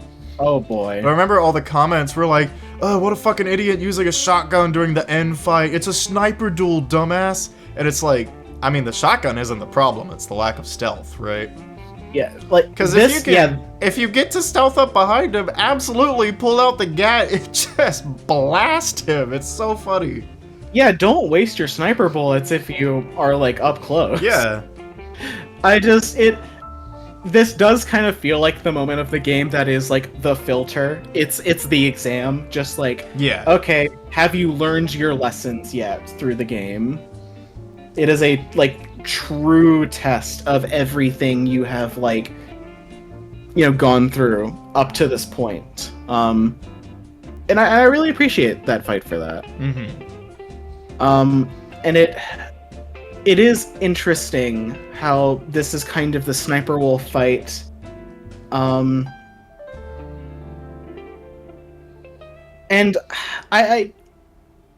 I do have to wonder if there's something that can be said about the fact that, like, there isn't really a sense of tragedy in this fight. Like, he gets what he wants and he dies happy. Oh yeah, no, it's a good, like, it's wholesome in a way. Yeah, whereas, like, the Sniper Wolf fight in the first game is, like, the end of a tortured life. And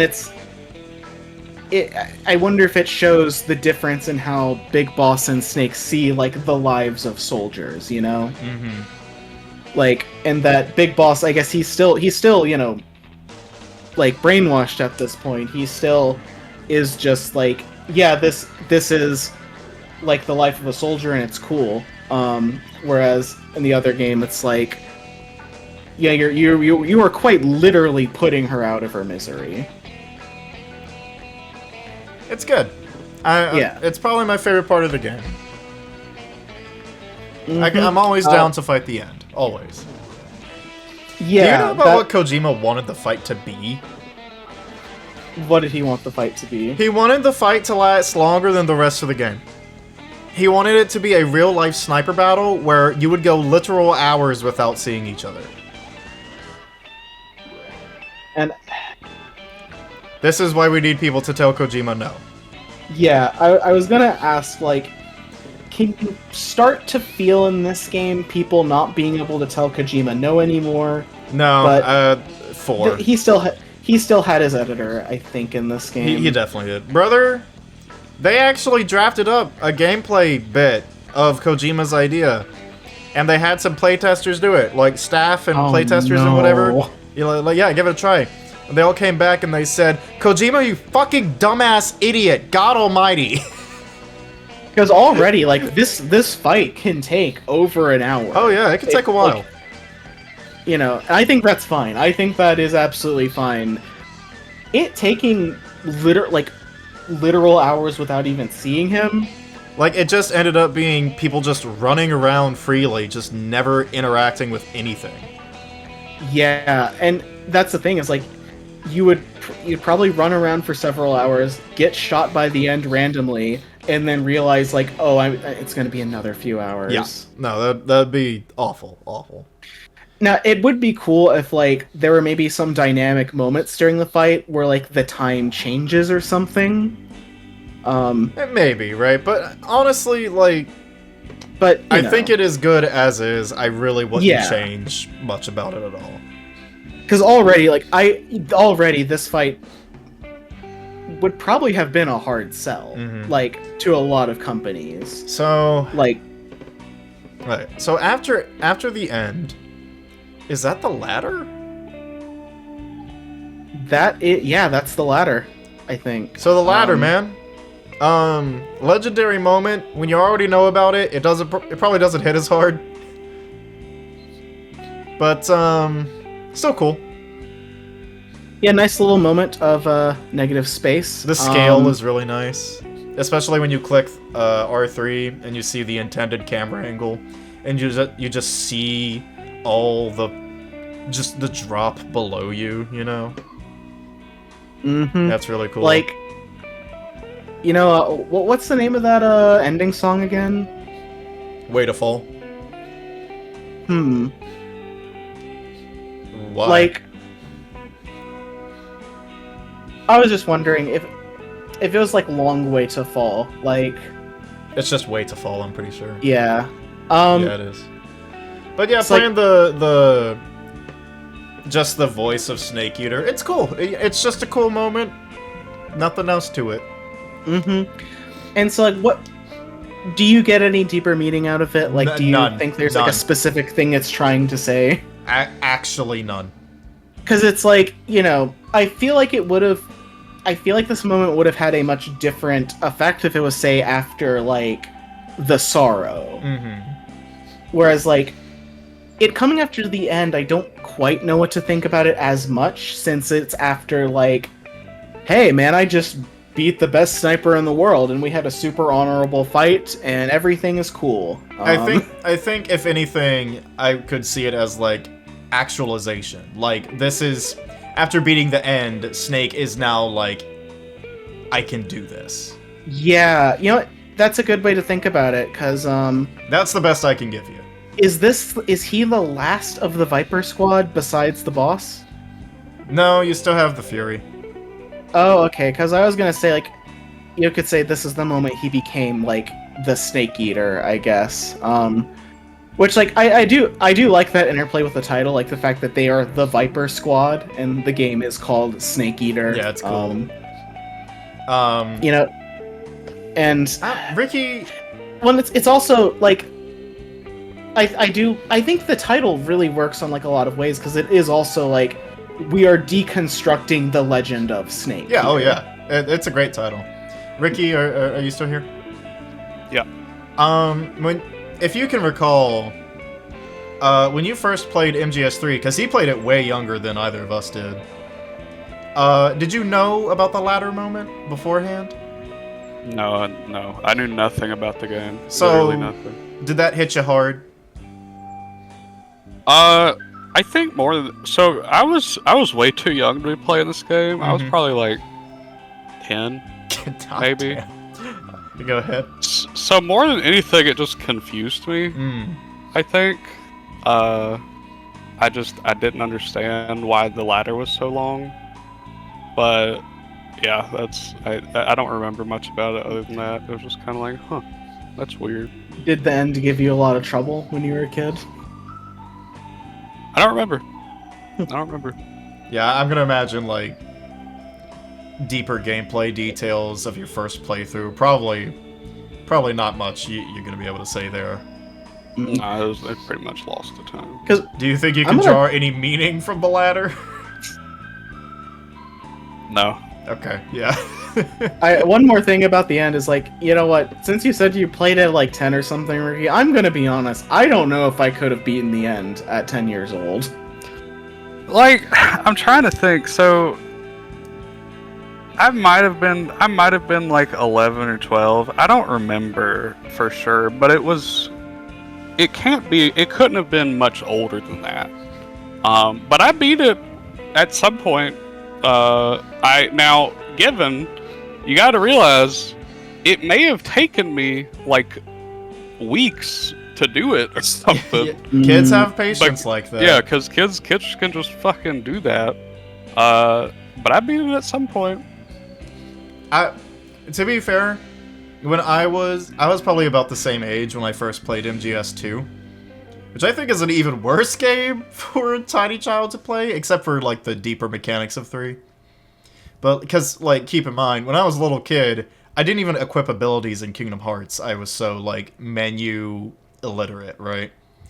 So I was just raw dogging that Riku fight at the end, which, as you can imagine, that was a difficult time. But like, dude, I don't know, man. When I more recently replayed 2 in front of Ricky, the entire time I was just like, how the fuck did I beat this as a kid? I think that about like every game I fucking play as an adult that I played as a kid. I'm like I tried a Ratchet and Clank game not long ago, not to get off track, and I was just like, this is fucking difficult. Dude, Ratchet and Clank 1's fucking hard. Yeah, like it was super hard. You get 3 hits on you. Once you get 3 hits, you die. Until you get upgraded and stuff, but like, yeah, that shit's hard. I'm for real just like, the fact that Kid Ransom not only beat this game, but like mastered it, because I know I played it like 8 times in a row and just like got really good at it. I'm for real just like, how did he do this? Because it's also like, the funniest part is I'd watch the cutscenes like every time. I never skipped them. And I just never understood a goddamn thing that was happening. I was just like, yeah, Snake and Raiden are cool. That's like all I got out of it. That's pretty much. I can be Solid Snake. That's pretty much what I got out of MGS3. Just like, holy shit, the Fury is so cool. The B-Man is so cool. So after the ladder, it's the mountain, right? Like the mountainside? Okay, I don't know what he just said. Man, Ricky, you know what's really cool? The fucking Fury. Yeah. That's such a cool boss fight. Yeah. Okay, cool. Yeah. After that is the mountain, which I don't have much to say about, except I have for the shit fact to say that about the mountain. I took so many pills to kill myself there, bro. When you kill a guard on the mountains, the vultures come down and just start eating them, which is just it's sick. Yeah, that. What a detail. That is one of that's another one of those Kojima things. It's also like, I think that's a really good it's actually kind of a good parallel to the whole thing with the end of like, you have this super honorable fight with the end, but then you have a much more kind of brutal section. It's fucking gnarly. Yeah, where it's just like, yeah, sure, you know, you in the end had a, chivalrous battle, but now you're killing people and they're getting their bodies eaten by animals, and it's like, I guess it's kind of showing like this is what the actual experience is for most people. Like it's also a parallel is, to snake eating animals, maybe. I might be reaching, but hey. I mean, well, you know, I couldn't find anything, but I was wondering if there would be something of like if you ate a vulture that had eaten a person, or if like you feed that to like an enemy or something. I don't know if anything happens, but like, you know, because I was definitely looking for like secrets. I'm pretty sure I remember the vulture meat like not doing anything good for you. That would make sense. Yeah. Yeah, I don't think you can eat vultures in real life. I mean, you probably don't want to eat anything that has like kind of come into yeah, or anything that has like come into contact with a person. Mm-hmm. But yeah, it's I like how you can use the trenches in this level. It's cool how you can use the anti-air gun to fight the helicopters. Yeah, you can really stealth around it in the little pockets of the area. It's a cool segment. Yeah, and it's a nice like switch up environment-wise since you've spent most of it in the jungle. Mm-hmm. Like here's now a much more like arid area. Ricky, did you say something? No. Okay. Yeah. So after the mountain, So it's more fun times with Ocelot and Volgin. Volgin punches a barrel with his electricity abilities. Yeah, that's what fun cutscenes he has. And then you like go also back just down the mountain, right? Yeah, he also just murders the guy inside the barrel. He does do that. Yeah, not a good end for that guy. How much of this soundtrack is fucking surf rock, dude? You just need to embrace it. Dog, this is ridiculous. It's taking me out so bad. I like surf rock, don't get me wrong, but this is just, it's so different. Anyway. I am searching for a very important line, though, in this cutscene. Very important line. I already know it's gonna be the stupidest shit. Hold on.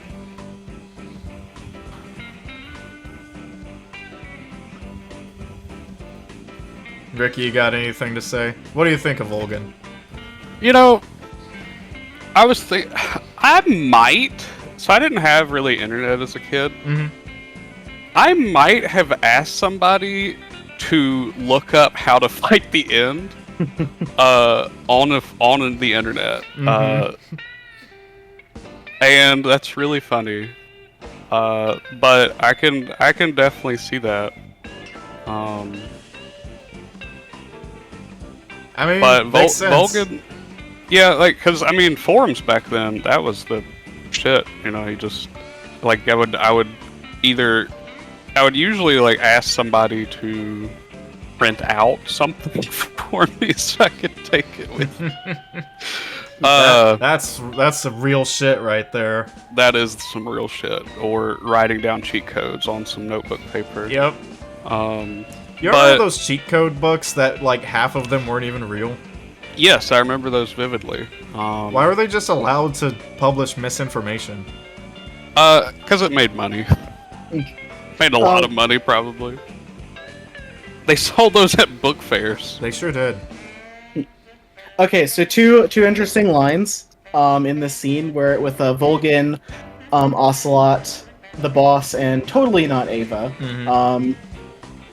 So one, Volgin very ironically says, "Your feelings are a." He says to Ocelot, "Your feelings are a menace to the unity of our organization," which, like, you know, is a kind of fun little nod at the whole thing of like the end point of these characters is that they are following their feelings. They are learning to not just kind of blindly trust in institutions. It's also ironic given that Volgin is right now like leading a coup. Like, yeah, it's like you're the one who's trying to overthrow like the leader of Russia right now, Volgin. I don't know if you can really talk about like unity here. But more importantly, when Ocelot's thinking about Snake, Volgin asks him, "Hey, fallen for him?" and he does not give a response. He just kind of looks back and it's like, yep, I think he has. So that's just a fun little detail. Mm-hmm. No More Heroes 2 is next. Man, Ricky, you really don't know. There is a boss fight in MH2 that is just the fucking Fury. He doesn't have a literally flamethrower, ends though. the same. It ends in the same way as well. It does. But the Fury, this fight kind of kicked my ass on my latest playthrough. Not gonna lie. Yeah, it was. I was engaged with the fight itself a lot more than I expected to be. It took the power of Blackface for me to beat him.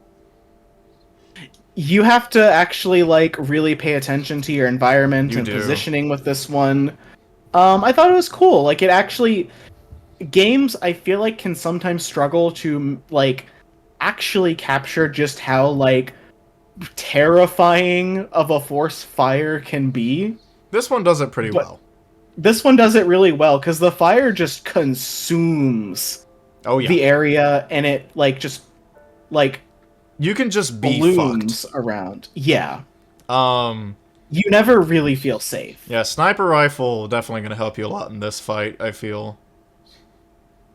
Definitely. Because the more distance you can put between you and him, the better.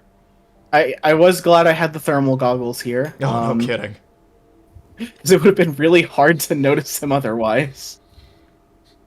But yeah, it's like it's a simple fight either way. Of just, avoiding where he is and not being in his like line of sight, or he'll charge at you. Mm-hmm. I like that his limit break is his suit getting torn. That is really cool. Something that just resonates with me. I just think that's cool. Ricky, you got anything to say about the Fury? Badass, man. Okay, anything else to say about it? I mean, no. He's probably the most out there design for the Cobras. Yeah. Because the others are all at least, like, soldiers, you know? Well, so here's the thing.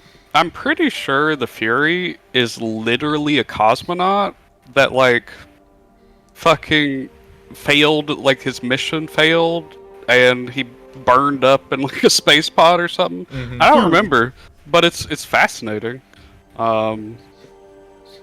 It's sick, no matter what. Yeah.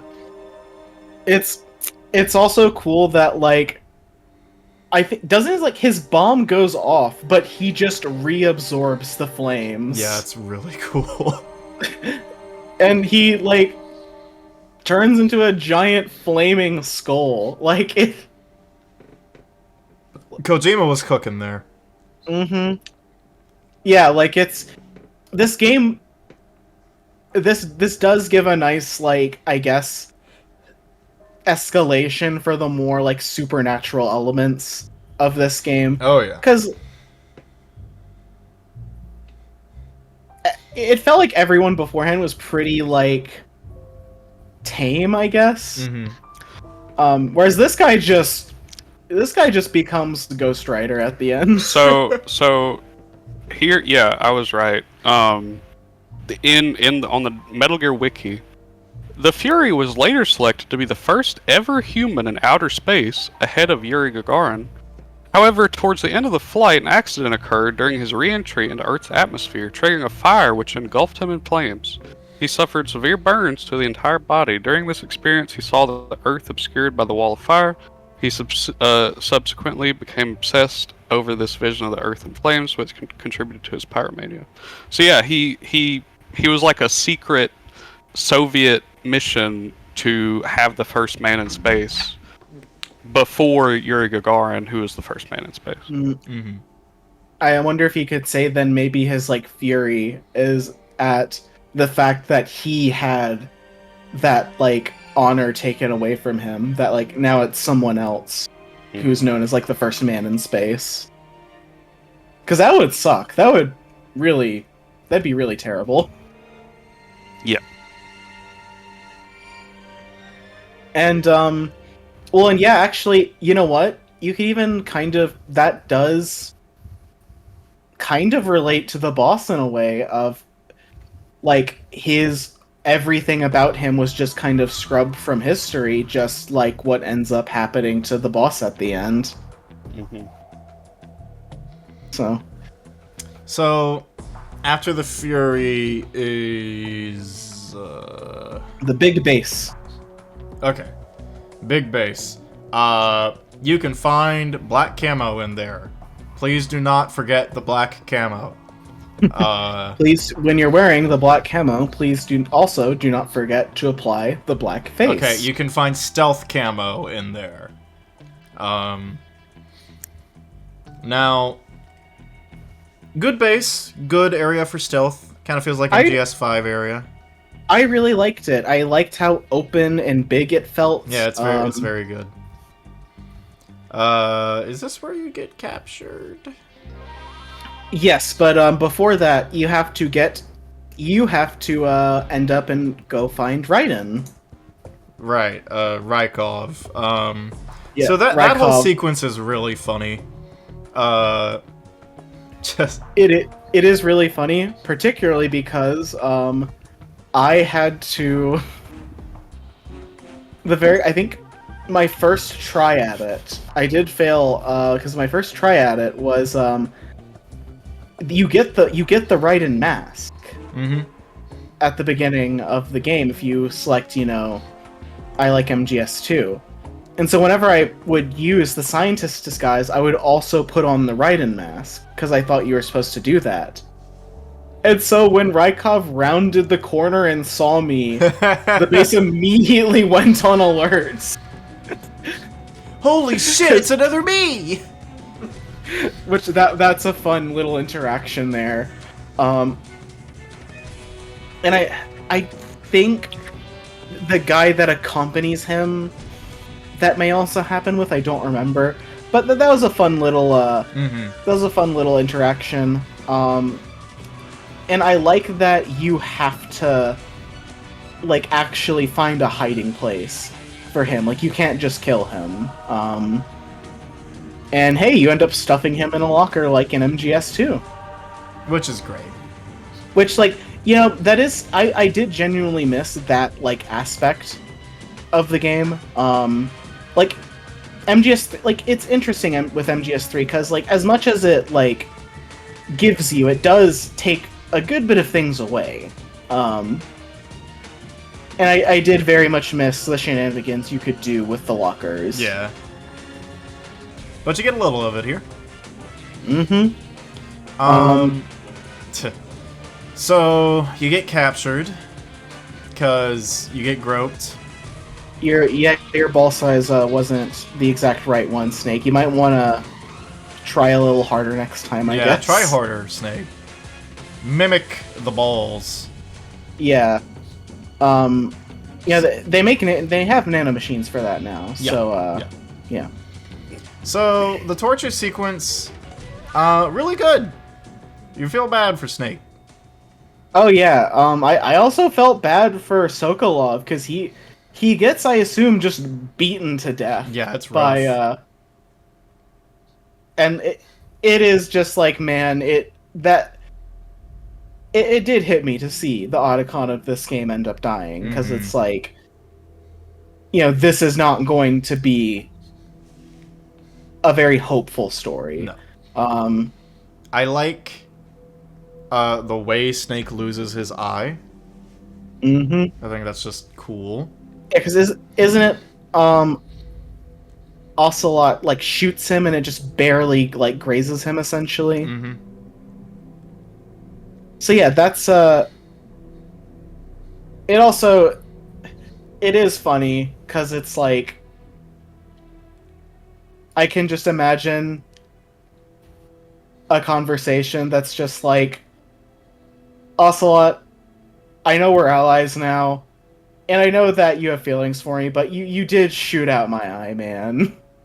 I'm still not super happy about that. I like the way you escape the prison. I like it more than you do in MGS1. Yeah. Oh, I also will say I like how the boss comes in again, Mm-hmm. and she is the one to like end up beating you. Like it is cool how every time she comes in, things just immediately go south. Yeah. Yeah, they set her up as a real threat. Mm-hmm. While simultaneously, she is definitely covering for your ass. Yeah. Good dynamic.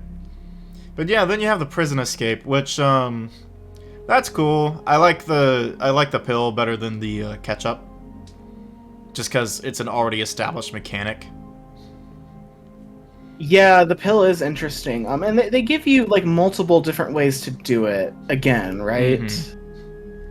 I think my thing was oh yeah, a strange thing because it's funny how starting now, like the sorrow starts helping you out. Yeah, when you go in first person, he like shows you shit. Yeah, and one of the things he shows you is the frequency to open the door. Yeah.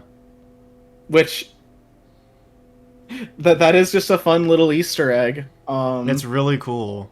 Just a really neat use of the first person stuff you can do. Which we haven't mentioned that yet, but that's just a fun thing in this game. During a lot of cutscenes, it's just like press R1 to go into first person, and you can go back and forth as much as you want, and it's just cool to get two unique perspectives. Yeah, speaking about unique perspectives, yeah, every time Ava's in a scene, Yeah. Yeah. you press R1, and it's just like, well, I guess we know what Kojima was thinking about during this scene. Yeah. Can't wait to see that in 4K. Oh boy. Oh boy. Look forward to the Delta playthrough, everybody. So then you meet up with Eva, right? And you you have to escape from. Oh yeah, and you're getting base ran without... after and shit, right? Well, it's like, and you don't have like any gear except for like the revolver, right? Yeah. Which, like, the dogs are chasing after you. Like, you got to figure out like which way to go through the sewers. I like it. It's a cool chase. And you're Ransom. You're skipping all the way to Eva. At the end of that sewer, you jump off and have to then go fight the Sorrow. Oh. Well, I'll just take a pill and skip that whole encounter anyway. I'm kidding. Yeah, the Sorrow... That's one of those legendary examples of, like, gameplay-focused, like, choice, blah, blah, blah. Like, the realization that, oh, these are all the people you've killed in the game. Which you can make really comedic. It's a cool segment, you know, that's... Yeah. I like the I would have preferred maybe a little more variation and maybe a few more variables in like how they can appear depending on how they were killed. I will say I really like that the ones you kill in the mountain, when they show up, like they are getting pecked at by the vultures. Mm-hmm. Which is like, oh man, you guys are still not having a great time, even in death. That's not great. It is a cool moment. I think better things have been done since, as far as just, like, making the player feel bad for what they've done that they didn't have to do. But it's still better than, like, I don't know, Last of Us 2 or something like that, right? Not to, like, not to virtue signal that I'm, like, a Last of Us hater or anything, but it's just, you know, yeah, you know. I still haven't played any of the Last of Us's, so I'll trust you on that, I guess. Well, and I don't necessarily it's more than zero. I don't feel like here it's necessarily a critique of the player. Like I don't know if I would take that interpretation with any of the stuff Metal Gear has like done. I don't know. I could see in this section, it's more as like literally the Sorrow is kind of forcing Snake to see outside of his like own perspective. And that like I do agree. It's more Snake focused than player focused. Yeah, and that like he's just been tortured, he's had his eyes shot out. He is kind of the whole virtuous part of the plan is just like, you know, falling to pieces. And then he is kind of shown that like this hasn't been as honorable as he's seen it in his head. Like the fact that like a lot of the people he killed were like absolutely terrified. Oh yeah. As it was happening. Which, you know, I think that is just kind of supposed to further push him towards the place he gets to at the end of the game of like the whole fact that like the soldiers in the game are just used as like pawns and not seen as people. Maybe there's a starting point or a growing point for his empathy towards soldiers. Yeah. Yeah. So after the sorrow, so did you find the sorrow hard like at all? No. I got hit like a couple of times by his beam thing, but it is more just like a tone. I also like I do like the sorrow's design. I actually really I think it's a really interesting design. Yeah, it's neat. And yeah, it is cool that like still that he is in a way like still trying to help you after this. You also hear that you get that vision after the fight where he is where he ends up getting the boss to kill him. I'm probably about to drop out. Oh, maybe not. Okay, I guess we're good. I guess my connection got bad for a second. Yeah, Ransom has been periodically dying on the internet. It happens. Yeah. But yeah, so you end up seeing that like the boss had to kill him, much like you have to kill her later. No, good moment there. Yeah. The times. And yeah, I don't know. I do wish we could have seen more of the relationship between the Sorrow and Snape. I mean, the Sorrow and the boss. I wouldn't mind a boss prequel game if I'm being honest. It would be interesting. I don't need it, but I wouldn't mind it. It's a thing to do. I just would kind of wonder about like the direction the game takes, because like, as we learn later, like what happens with the boss is actually a lot more sudden than what we thought. It's not like she went into this mission knowing that what was going to happen was going to happen. Yeah, it's all because Volgan shot that missile. It's because she gave him a nuke. Okay, but yeah, I did some reading, and it is funny. Apparently, if you don't take out that tracker, when you get to right before the waterfall, there will be Ocelot squad members there. Oh, that's sick. I never knew that. Yeah, so yeah, that's what happens if you don't take the tracker out. Apparently, also you get a bonus scene with Ava that is just it's something if you don't take the tracker out. Do tell. I mean, it's short. It's like less than a minute. I can just send it to you guys. Okay. I don't know if I want to send it in the main chat though, where people can see it. I mean, Ricky, are you watching my stream? Yep. Okay, well, just DM it to me and then I'll pull it up. Alright. I like the scene with Eva. It really establishes a much more real connection with Snake and her. I like the bit with the butterfly where, due to his lack of depth perception, he can't really grab anything right now. Oh yeah, I like, apparently in the 3DS version, like, you can't use 3D anymore. Yeah, that's a lie. This. I'm sorry, that's misinformation. Oh. Wait, really? Yeah. That's, okay. That sucks. So if you don't remove the transmitter, you get this scene as well. There's something in here. It's so hard. Oh. When did it get like that? Hold still. Let me do it. You know, I've been trained to do this kind of thing myself. Just You know relax about and this, let me Ransom? handle it. Maybe at some point, but I definitely forgot. It gets the I job can't done. believe how small it Really? is. Here, lift up your hips. Dog. Yeah. It's like fucking Austin Powers. That's literally what it is. How's that? Pretty good at that. Yeah, everybody tells me that. Hold steady, I'm not done yet. There, a transmitter. Is that how they do it in the KGB? Sometimes. Would you rather I did it American style? But how'd you know there was a transmitter lodged there? That's some female intuition you've got.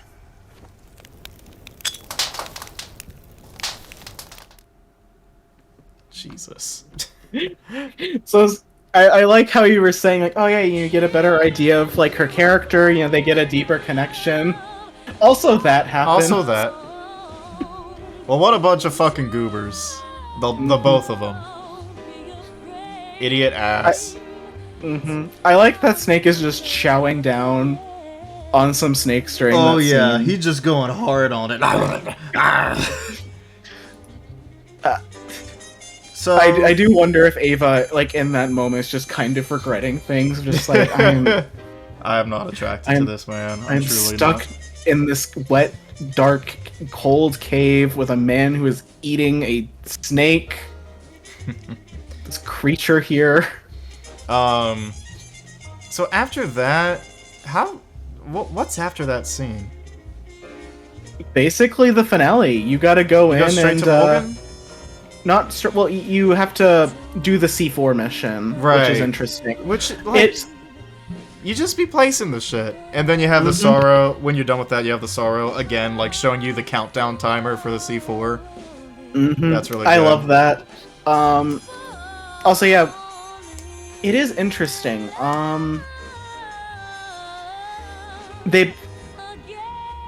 There's a little interesting discrepancy here in that I think before you go in, like, they tell you, like, you know, hey, don't worry, it's fine that we're gonna blow this place up. Like, there are only gonna be some, like, there are only gonna be guards there, you know, just a skeleton crew, because, you know, they're off to it, like, they're all gonna be, like, off base right now. But then you get there and there are scientists in there. Which, like, I don't know if that's intentional, or if it is, like, I don't know if that was, like, a slip-up or something, or if it was kind of meant to just be another, like, meant to be just kind of another aspect of, like, the, you know, human lives just being thrown into the grinder part. But yeah, it's a fun little stealth segment before you get just, like, the kind of non-stop action after the bomb goes off. Honestly, that whole sequence it's impressive. Like,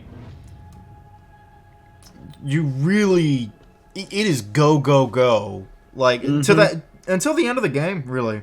Because the bomb goes off, you have the sniper moment where you have to shoot a bomb, right? Yeah. Oh, before the bomb goes off, what do you think about what do you think about Ocelot and the way he finds out who Ava is? Where it's like the whole game he's like sniffing her in her disguise. Oh, right. Jesus, and then at the what a end it's creature. like, oh, it's like, no, it's not perfume, it's actually the motorcycle fumes. Very silly. I'd expect nothing less from Kojima. When do you fight Volgin? Like the one-on-one fight? That is, oh yeah, so that's before the bombs go off, That's I what I think. thought. It's like, yeah. I like that it's this point where, That fight's kind of tough. yeah. It's cool that Ocelot isn't, you know, making it tougher. Yeah. Is that the first real, like, bro moment from Ocelot?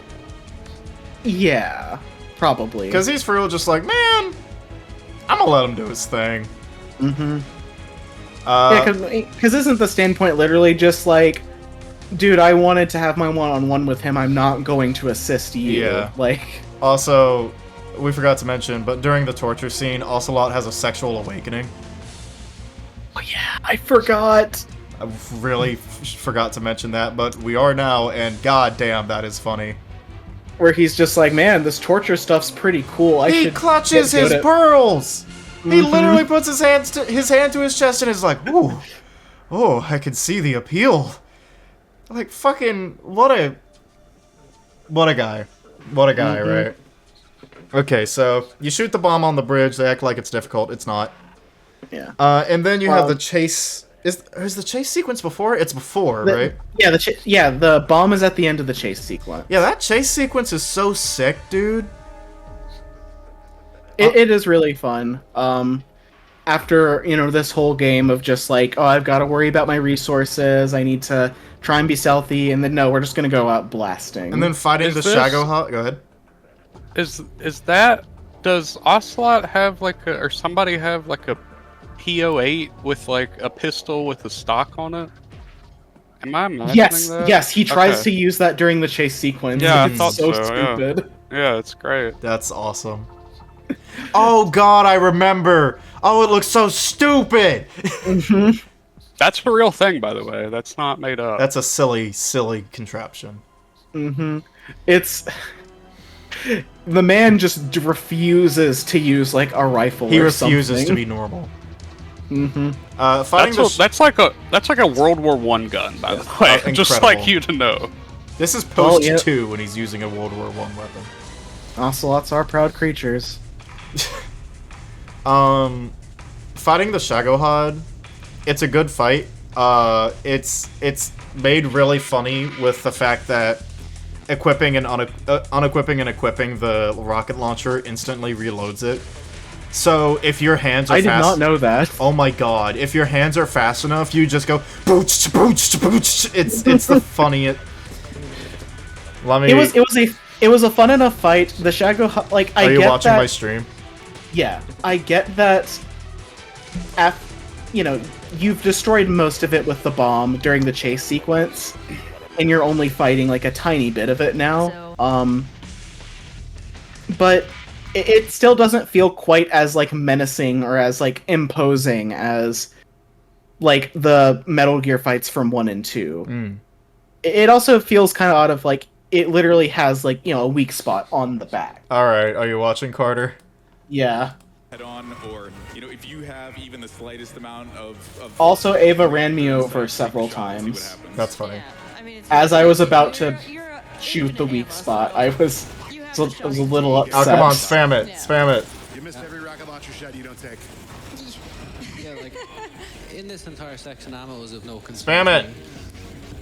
I'll waste it if I want, Vulcan. Damn it. So we can catch him on the side. Oh. of his Well, you can see you can go really fast if you Yeah. want to. That's just a bit tricky. Well, I think it's easier in the second phase when Volgan is like And we really actually piloting. Maybe. more or less just hoping he Let me skip ahead here. Also, like, man, Vulcan actually has some Armstrong in him, which was fun to see. What? No, he's just shooting. He's just shooting with the sniper rifle. Okay, well, it is what it is. Womp womp. Yeah, you can shoot really fast if you want to. Yeah. But yeah, it was funny to see Volgan doing some kind of semi like Armstrong stuff. Oh yeah, yeah. Did it Oh, make you yeah. realize Armstrong was stealing from a previous thing? Yeah, like Armstrong, like MGS2 kind of, I mean, MGS Rising like does steal from quite a bit of the previous series. It'll be interesting to revisit and see like, do I find this stuff as interesting on its own, or am I gonna kind of be like, I preferred how they do it in the previous games. So, But yeah, let's see. so you shoot the bomb, and then you have the woods chase where you're on the motorcycle. Also, Volgan dies in like a really brutal and cool way of Yeah, like getting struck he by gets- lightning, right? like, getting struck by lightning. Just A fitting end. you know, it's kind of like his hubris, you know. He he thought he had full control over the power, but I guess kind of in the way that we've had to fight nature throughout the game, like nature kind of wins against him. So then you get the chase. Not much to say about the chase. And then you get to my least favorite part of the game. So I do think it's cool that you suddenly get a new menu of where you can heal Ava. That's fun. That is cool. But having her slowly follow you around, being like a target for ruining stealth, is like, man, this is stressful. That really sucked, and also like 30 seconds after starting the section, an enemy immediately spotted me when me and her were like should have been in cover, I think. And they did not stop coming for like what felt like 10 minutes. Just I had like a very long firefight. That's why you gotta kill yourself when you fail at stealth. But that's always the answer. Yeah, it was interesting. The moment was interesting because like I didn't know if Ava was going to die because like from what I've seen of 5, I don't see her in it. Yeah. So it's like, huh. I don't know if you're like set to stick around much longer. Also, just man, anything of like someone getting impaled on like wood or like a log, just it sucks. There's something I don't even know. Shout out like to Logan. Yeah, I don't know what makes it like that, but just something about it is just extra rough. Well, it's because wood is so splintery and like isn't a single. Yeah. Like there's so many different things poking. Like within the wound. Like, yeah, you're gonna have to have a serious operation to get all that out. Oh yeah. But you do eventually get through it, and you got a plane waiting for you, and someone else. The boss. You have the boss waiting for you in a field of white flowers, which is awfully convenient for her white jumpsuit. Which I do like the jumpsuit design. It is I think it's a really cool design. Oh, it's great. I love it. And I think it looks good with the poncho, and it looks good like without as well. Yeah, the boss looks great. She's a great character design. I like her Delta design. She looks tired. But yeah, boy, this is where the boss lays it all out for you, saying, Snake, I was never a bad guy. I'm just doing what you're doing. I'm filling a role for the greater good. And one of us is stepping out of this, and whoever does is gonna be the new boss. It is what it is, man. Please fight with all your heart. And you fucking better, because she runs up on your ass and just punches the shit out of you. It is a, like, rough fight. It is a difficult fight, but I never got tired of retrying it, because as it starts to fade in Snake Eater, man, that's a fucking gaming moment right there. And, like, and she even says some interesting stuff, like, and I still don't know how much of this is, well, I feel like a lot of this is probably a lie, but she even, like, says some stuff, like, you know, I have been waiting for this moment, like, from your birth, like, through all the time I've, like, trained. Like, she kind of tries to make it sound like she had always intended to, like, have him take her place by killing her. Which, you know, we'll talk about that later, but... By the way, wearing the stealth suit really makes Big Boss have a nice contrast next to her. It's good for the final cutscene. Yeah. Not good for the actual fight. Yeah, and it is interesting. So there is this, like, passage she has about, like, you know, oh, the world used to be whole, but now we're, you know, the philosophers began to fight amongst themselves, the world's divided now. And I'm gonna be honest, I do take a little bit of issue with that speech. because it's like, okay, I get it. I know what Kojima's like doing here, and that like, yeah, technically World War II, it was the world against the Axis powers and stuff. It was like kind of the point in history where people look at it and kind of see like a black and white good versus evil like battle, but it's also like it's the world wasn't exactly united before that. Like World War One kind of started because of just a gigantic messy chain of like alliances. It was a gigantic messy like chain of alliances like that was formed by imperialism that just like had like a match lit in just the wrong area for everything to explode. I don't know why she said what she said there. I mean, I don't know if this is like kind of a thing from Kojima's perspective. Like, I don't know if that is like necessarily Kojima talking there. Because he does seem to be like a more like well-read kind of guy. Mm-hmm. I could very much see the possibility of like someone thinking like that.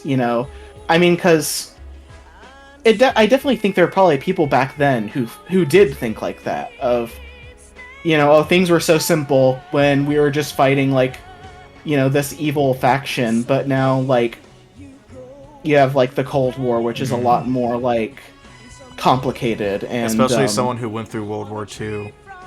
Yeah, and yeah, definitely, fighting with the Russians one decade and then fighting against them the next. Yeah. Even though like there were still more tensions with Russia than people like remember. Like we didn't necessarily like them back in World War II. It's and it's also, you could kind of see like the rise of like socialism and communism as like another thing adding to that perspective, I guess. Like I do try to think about it as I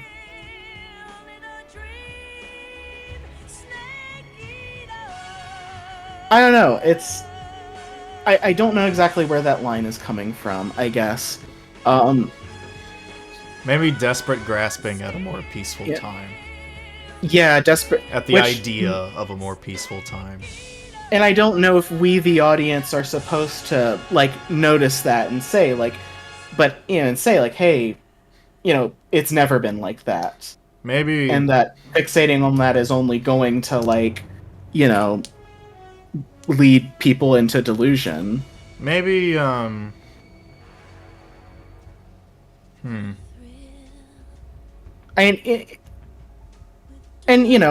do wonder if there's a bit of a, like,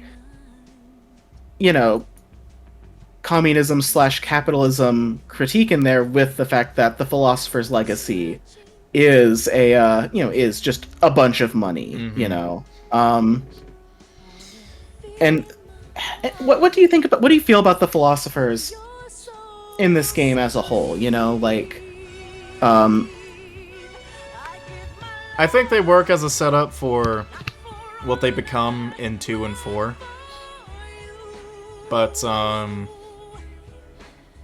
the philosophers and the Lalilulelo and the Patriots have always been a symptom of a greater disease, rather than just a boogeyman themselves, Defeating the philosophers doesn't just... They're not some outside entity that has... That if they're gone, then we're good. No, they just... Because America and these other countries exist the way they do... Eventually it is just America. But because things exist the way they do, it has enabled this evil into the world. Yeah. And getting rid of them is necessary and would be a heroic act, but it wouldn't be the end of all conflict. It would just be fixing one smaller problem that is part of a bigger whole. Yeah, and... Which is why the Philosopher's Legacy can be something so insignificant as a large sum of money. Yeah. And I guess I do see the Philosophers in this game as kind of being just like that ultimate representation of like the faceless decision maker. Mm-hmm. Of like, you never see them, but the decisions they've made have like affected you. Rippled and affected you, and like, and just really aren't of any actual concern to you. Like, you don't care about the money of, like, you don't care about that large sum of money. Like, you're just kind of getting it because, like, you're supposed to.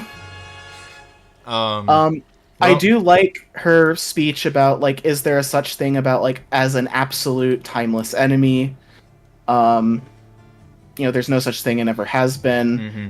And, you know, maybe that is going against what she had said earlier, that I kind of got stuck on, of, like, you know, the world used to be, like, united.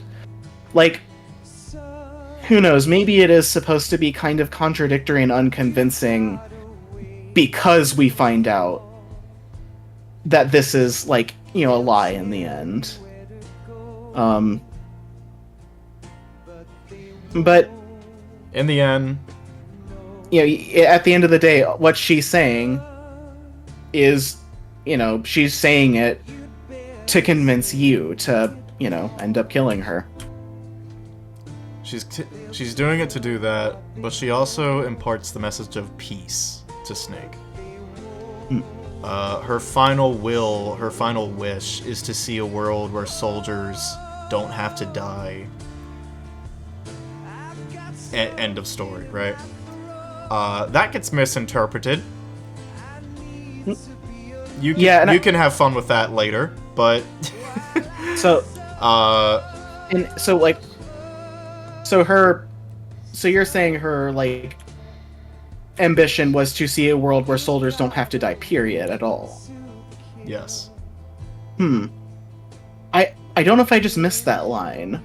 Well, or if I was, like, thinking about other things then. I mean, it's more complicated. I don't remember her exact message, if I'm being honest, but she does wish for peace and soldiers not dying for fruitless causes. But boy, is that message taken and ran with in some wild directions, let me tell you what. Yeah, and as we kind of see, that theme of legacy has goes a lot farther than you might have expected at this point, because she opens up the suit and you get the gnarliest, the worst, most, like, botched mastectomy scar ever. Like, I don't know who did that. They did a bad job. But it's in the shape of a snake. It's in the shape of a snake. And you know what's in the field when you're fighting her? Snakes. You know what they're named?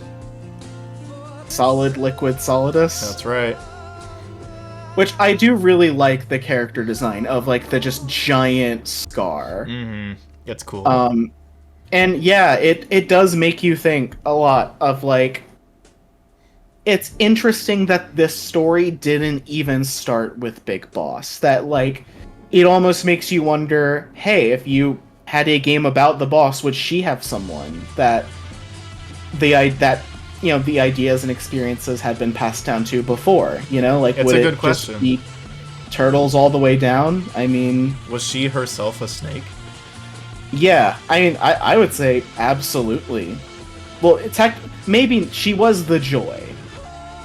She was the Joy, but I don't know. I could contrive a way to have her earn the name Joy, and before that, she's Snake. Mm-hmm. And, like, I do think the snake is, like, a very good visual metaphor of just how these ideas are kind of branching through these like multiple people, and you're just kind of sliding through history. All of these snakes throughout history, all of them going through such similar things. Ooh, I wonder if that's leading up to something. Ooh. Ooh. Ooh. And yeah, it's. I do wish we got more of the boss. I do too. Because she is such an interesting character. She's really cool, and it's like people talk about her in such a way where it's like when you do finally play the game, you can almost feel underwhelmed with how little we get of her. Mm-hmm. She is a great character. I just wish there was more. Mm-hmm. And I don't think she's great because there's so little or anything like that. Man, and like it is funny. A kind of oddly, like, I don't know, oddly or even comically like emotional moment is where like this story is kind of the Giving Tree. Like that is basically this story. Is there's literally like a line where she's like, I birthed you, I raised you, I've given you weapons, I've taught you to survive, all that's left for you to take is my life. Which is just like that line does hit hard. Oh, of yeah. Like even I'm stupid. I only just realized the parallel. Solid Snake kills his father. Big Boss kills his mother. Like, I only just realized that there's a parallel there. Ryan also kind of kills his father. Yeah. Maybe not as close, but the metaphor is there. Well, I guess we have to take away. We have to take it back then. What we said in what you said about MGS1 being the only kill the past game. Yeah, but I think that's also. I think that helps the theme of the times of scene more, right?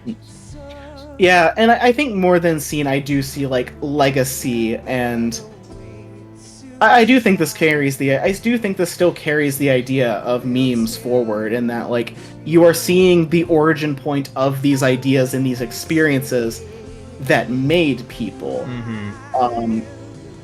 and you're seeing how they may be getting misinterpreted and internalized in much more destructive ways. It's like you could say that like almost genetically, like Big Boss may have been meant to be like a super like talented soldier, given that like he was the son of the boss, and that. But then it's like his experiences made him into like a much like greater force throughout history. Someone who has basically like changed the course of the world itself. Whose influence for better or for resonates worse. through the entire future. And it is really. I don't know if the boss is ever mentioned again after this game. Like, I don't know if she's talked about in 4. I mean, I won't answer that. But like, I feel like it would be an interesting choice if they chose to have her like just be in this game, to just kind of show the impact, So you're forced to press the square button to kill the boss. Also, what was your like main way of beating her in the fight? Sniper rifle, I'm pretty sure. Yeah, I kind of did this like the end part too. Of I would sneak around in the white suit, and then snipe her. And then if she started running towards me for a melee, you can blast her with a shotgun. Then Yeah. And I do think it's really counter cool. her melees, but it's tough. I did it once by accident. Yep. And I never got to the point where I could Did you do pop it off on purpose. Did you pop off when you did though? I was more confused because Oh, I okay, thought I fair was enough. going to get downed. Yeah. The fact Um, that she like unequips your weapons and shit too when she Mhm. hits you with that. It's so mean. It is. I also like the closer it gets to the 10 minutes being up, like it's the song kicks in. Yep. Yep. It's so It's sick. yeah, and it really makes the moment hit super hard of like you realizing at the end, oh, this is like just like you said, Way to Fall is about those two in a way. It's like Yeah. the theme song also is that. Oh, yeah. Like she literally gave her life like she basically died a dishonorable death just to like protect him. Yeah. So, to wrap up here. Yep. Snake and Eva get away, Ocelot comes in, they have a little duel, blah blah blah. Mm-hmm. Not much to say there. I have to say, and I mentioned this earlier, I like the scene itself. I don't like where it's placed. I agree. The last time you touch your controller should not be walking to choose a gun. Well, and it's like it's kind of the fight with Ocelot is like wacky and fun and is very unfitting. Yeah, it's tonally not there. Since you just had to kill like the boss, I like a lot of that scene. I like the fact that he has the blank. I like that this is the start of like a friendship, kind of their friendship, and just. But yeah, it's just that we could have had some separation. Then Ava gets Snake into the cabin. They have gay sex. Yes, they do have gay sex. Ava gets away with the legacy. Because it turns out, hey, going with the times, she's actually a Chinese spy. Yep. Very cool. Mm-hmm. And also in that post-credit scene, we also learned that Ocelot was Adam the whole time. Yeah, which is, turns out Ocelot wasn't a jobber at all. Kojima, I love you. You always redeem yourself. But yeah, it's I will still say, like, I don't know if this is intentional with Eva and her being, like, her kind of tricking you at the end, but it is, like, those two scenes to get next together really did make me feel again, like, man, Kojima, you did the thing again, where you made the two, like, male leads have so much more chemistry than, like, the male-female romance you're trying to push. He's pretty bad about that. Like, it's weird, because like, MGS2 didn't have that. Like, Jack and Rose, like, work really, really well together. Mm-hmm. But, I guess they're just gay. Old habits die hard. I guess they're just gay. Because if he could do a good romance, a good hetero romance, if he is capable of that, then they're just gay, bro. My point will only be proven further. Oh man, I can't wait for 4. So... And man, that last scene in the, like, president, in, like, is that the White House? Yes. Yeah. That scene's rough. Just... Oh my god, everyone it's like... Never mind that. It's everyone congratulating him and shit, and he's just like... Mm-hmm.